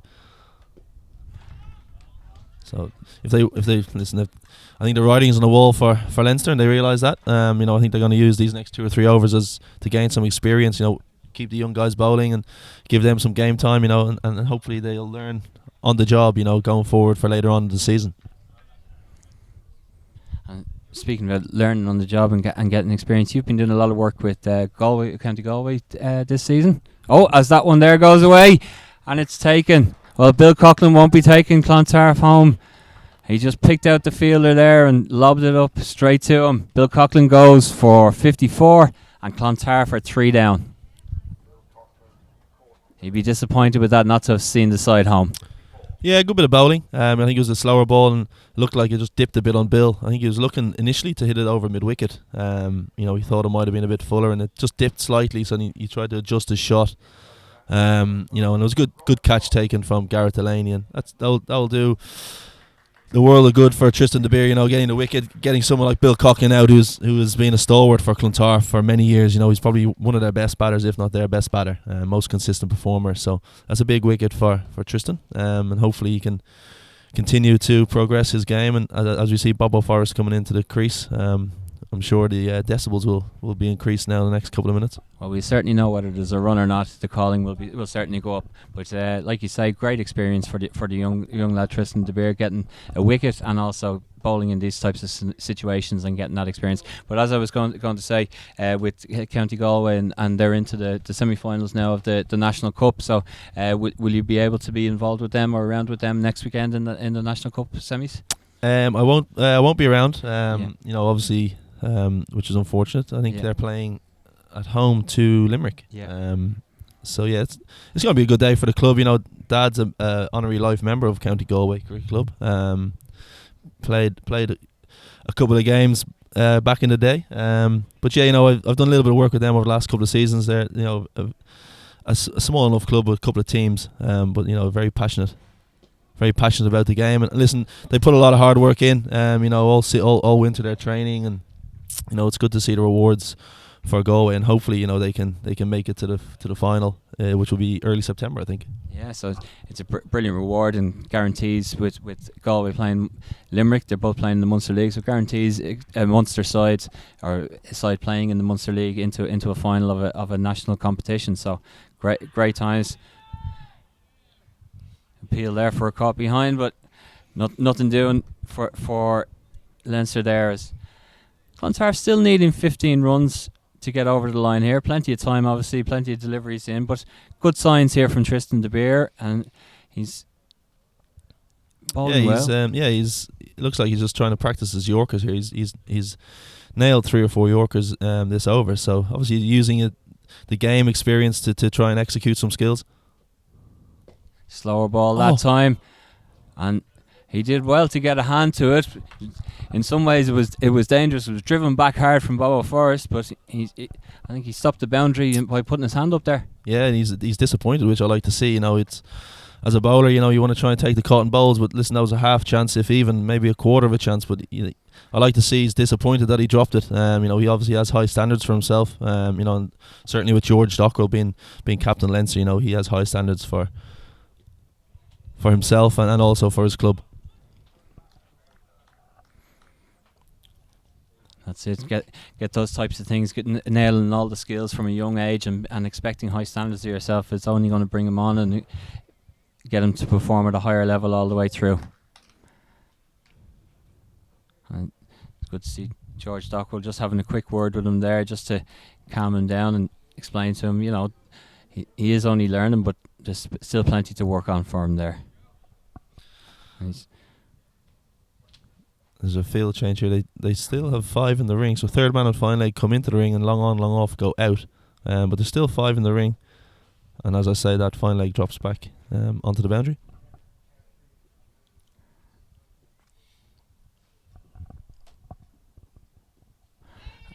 Edge way down to fine leg. This is a fast outfield. That is running away. That was barely hit, and it ran away to the fine leg boundary, or third man boundary, I should say. 4 more to the score. That was really, really quick off the ground. Yeah, it's been a profitable position in this game. Certainly, third man for both teams. So it just shows how quick the outfield is. I was chatting to Dale McDonough, the groundsman, earlier on, and he says it's probably here and Marion are the 2 quickest outfields in Leinster. So It's tough work for the bowlers on such a good wicket as well. The batter beats the field, that races away to the boundary. Yeah, it's very much a case of the fielders doing the running, so the cameras show their captain that they are working hard and trying to catch it, but very unlikely that they're going to chase one down here in the outfield in Pembroke. So we're through 15 overs here in the first semi-final of the LHK Insurance Alan Murray Cup, and Clontarf needing just 9 runs now to defeat Leinster Cricket Club. Craig Mackay coming on to bowl here.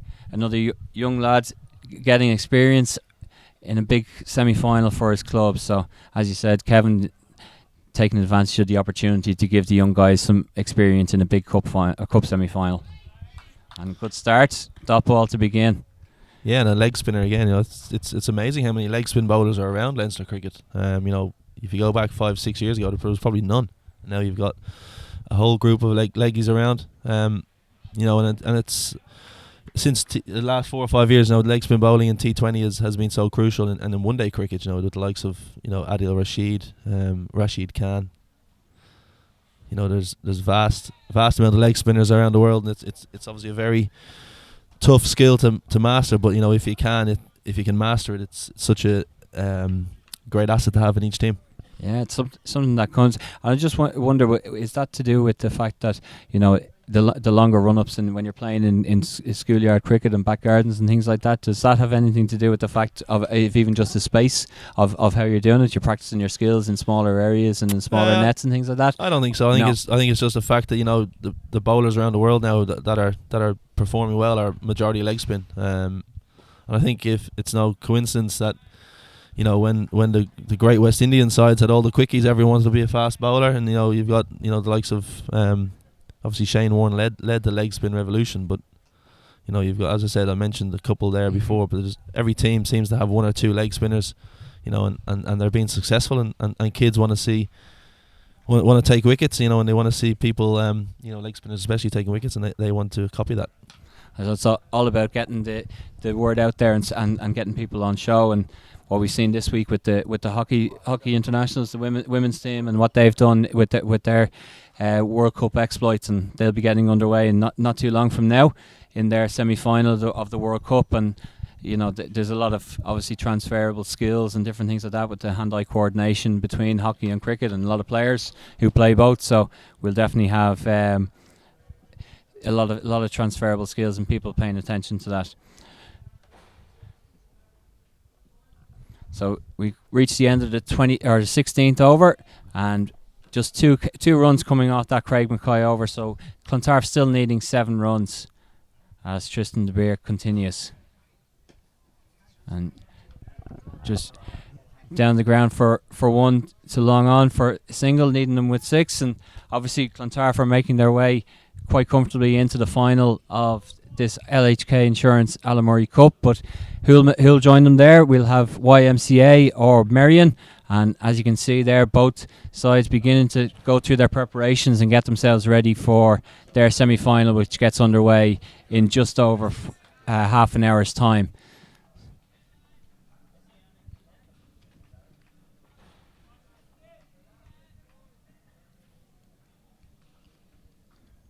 This game's been dragged out a bit longer than it potentially should be. Bobo's come in, he's 1 off 6 balls. I know the game's in the bag, but you want to. There you go. It's certainly been dragged out now as Bobo Forrest's bowled Tristan De Beer with another wicket. Well done to the young man. And now Clontarf for 126 for 4. Yeah, I think Bobo just 1 off 7 balls there, got a bit frustrated, and he built the pressure up on himself. I think Clontarf would have wanted to finish the game earlier. You never really want to drag over the line. You want to finish the game emphatically, and I think this, as I said, this game probably should have been finished 2 or 3 overs ago. It certainly would have been if Bill was still at the crease, but I think T20 cricket, you want to get your players to continue being aggressive, and finish the game as early as you can. Yeah, it's certainly been that case, because fully expected them to. I think earlier in the competition, when you're looking at net run rates and different things like that, they certainly would have been looking to get over the line a lot quicker than they have done. But now we have Owen Delaney coming to the crease. He's only back in the country probably 12 hours. He's been down in Australia. We got a lovely message from him on Twitter when he was there watching David, his brother, during the Interprovincial T20 Festival. So he's back in the country now, and pitched into this semi-final for Clontarf. Yeah, he's struggling a bit with jet lag, I reckon. We'll see how he goes. He's obviously playing cricket down in Melbourne. I think he's captaining his club side down there. He's had a very successful season or two, so he's obviously in form. Well, there he is, straight away off the mark, cut away, and well fielded in the deep there, restricting just the 2 runs. Takes Clontarf now up to 128 for 4. Just looking into the dugout there, the Clontarf boys look very nervous. For a game that's pretty much done and dusted. They're up and down off their seats. They're shaking their hands, and they're worried the game's done. They need to start concentrating now for the final. I'd say take a couple of hours off and get out again in the final. A couple of hours off, and think everyone else will be spending the next couple of hours either watching YM and Merrion here from the wall, or if you're at home or anywhere else on the move, tuning into our live stream here. And that's down the leg side, a leg by there. Another one to the total for Clontarf as they make their way slowly towards their required total. Another good over there from Tristan De Beer. But we certainly didn't think we'd be getting into the 18th over here when we took over on commentary. But it has come to that now. So we're moving into the 18th over, and Clontarf still needing 3 runs to get over the line here. Yeah, the young Leinster bowlers have bowled well the last couple of overs. Tristan De Beers, although his figure is 2 for 23 off 3 overs, he has had a couple of edges that have gone away to the boundary, and I think he's actually bowled better than maybe his figures suggest. Which is good to see. He's executed his York as well. He's changed it up with some slower balls. He's a prospect.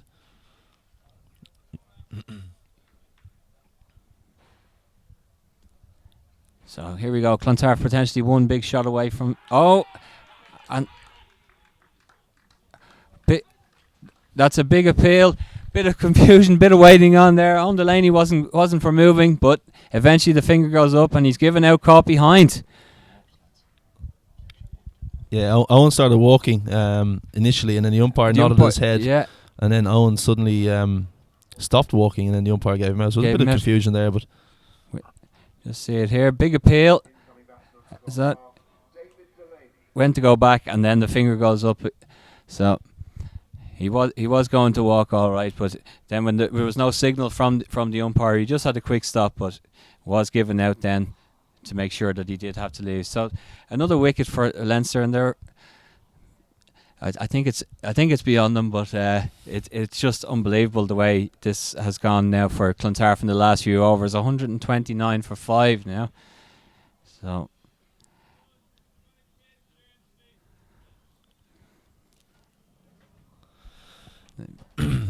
Dave Delaney, and now this is one hit, one slog sweep onto the pavilion roof. First ball, walk off. That's what I'll be trying anyway. That's what I'll be trying to win. Knowing David, if that is the case, there would be a mic drop and thrown in there as well, and a stroll off the pitch. So he's done well, David. He bowled today. He bowled 9 overs yesterday for the Wolves. Busy time as well for himself to come in and make himself available for his club as well today. Comes down the ground to meet that. Just another dot ball. I think you'd have been coming down to meet that and then depositing it somewhere over the boundary. I wouldn't be going down wondering. I'd be looking to finish this game as quick as I can. There you go. There's game the over. sweep. Swept fine. And cut off before the boundary, but they come back for the second. So the scores are tied. Eventually, some might say, because they've really been dragging this game out. But Clontarf now have reached 131 for 5 and just need the 1 run to get themselves into the final here on Alamurray Cup Day.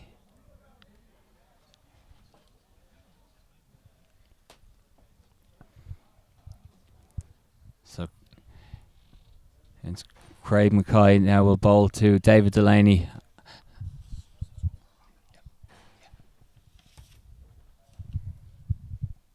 And pulled away again. No run there.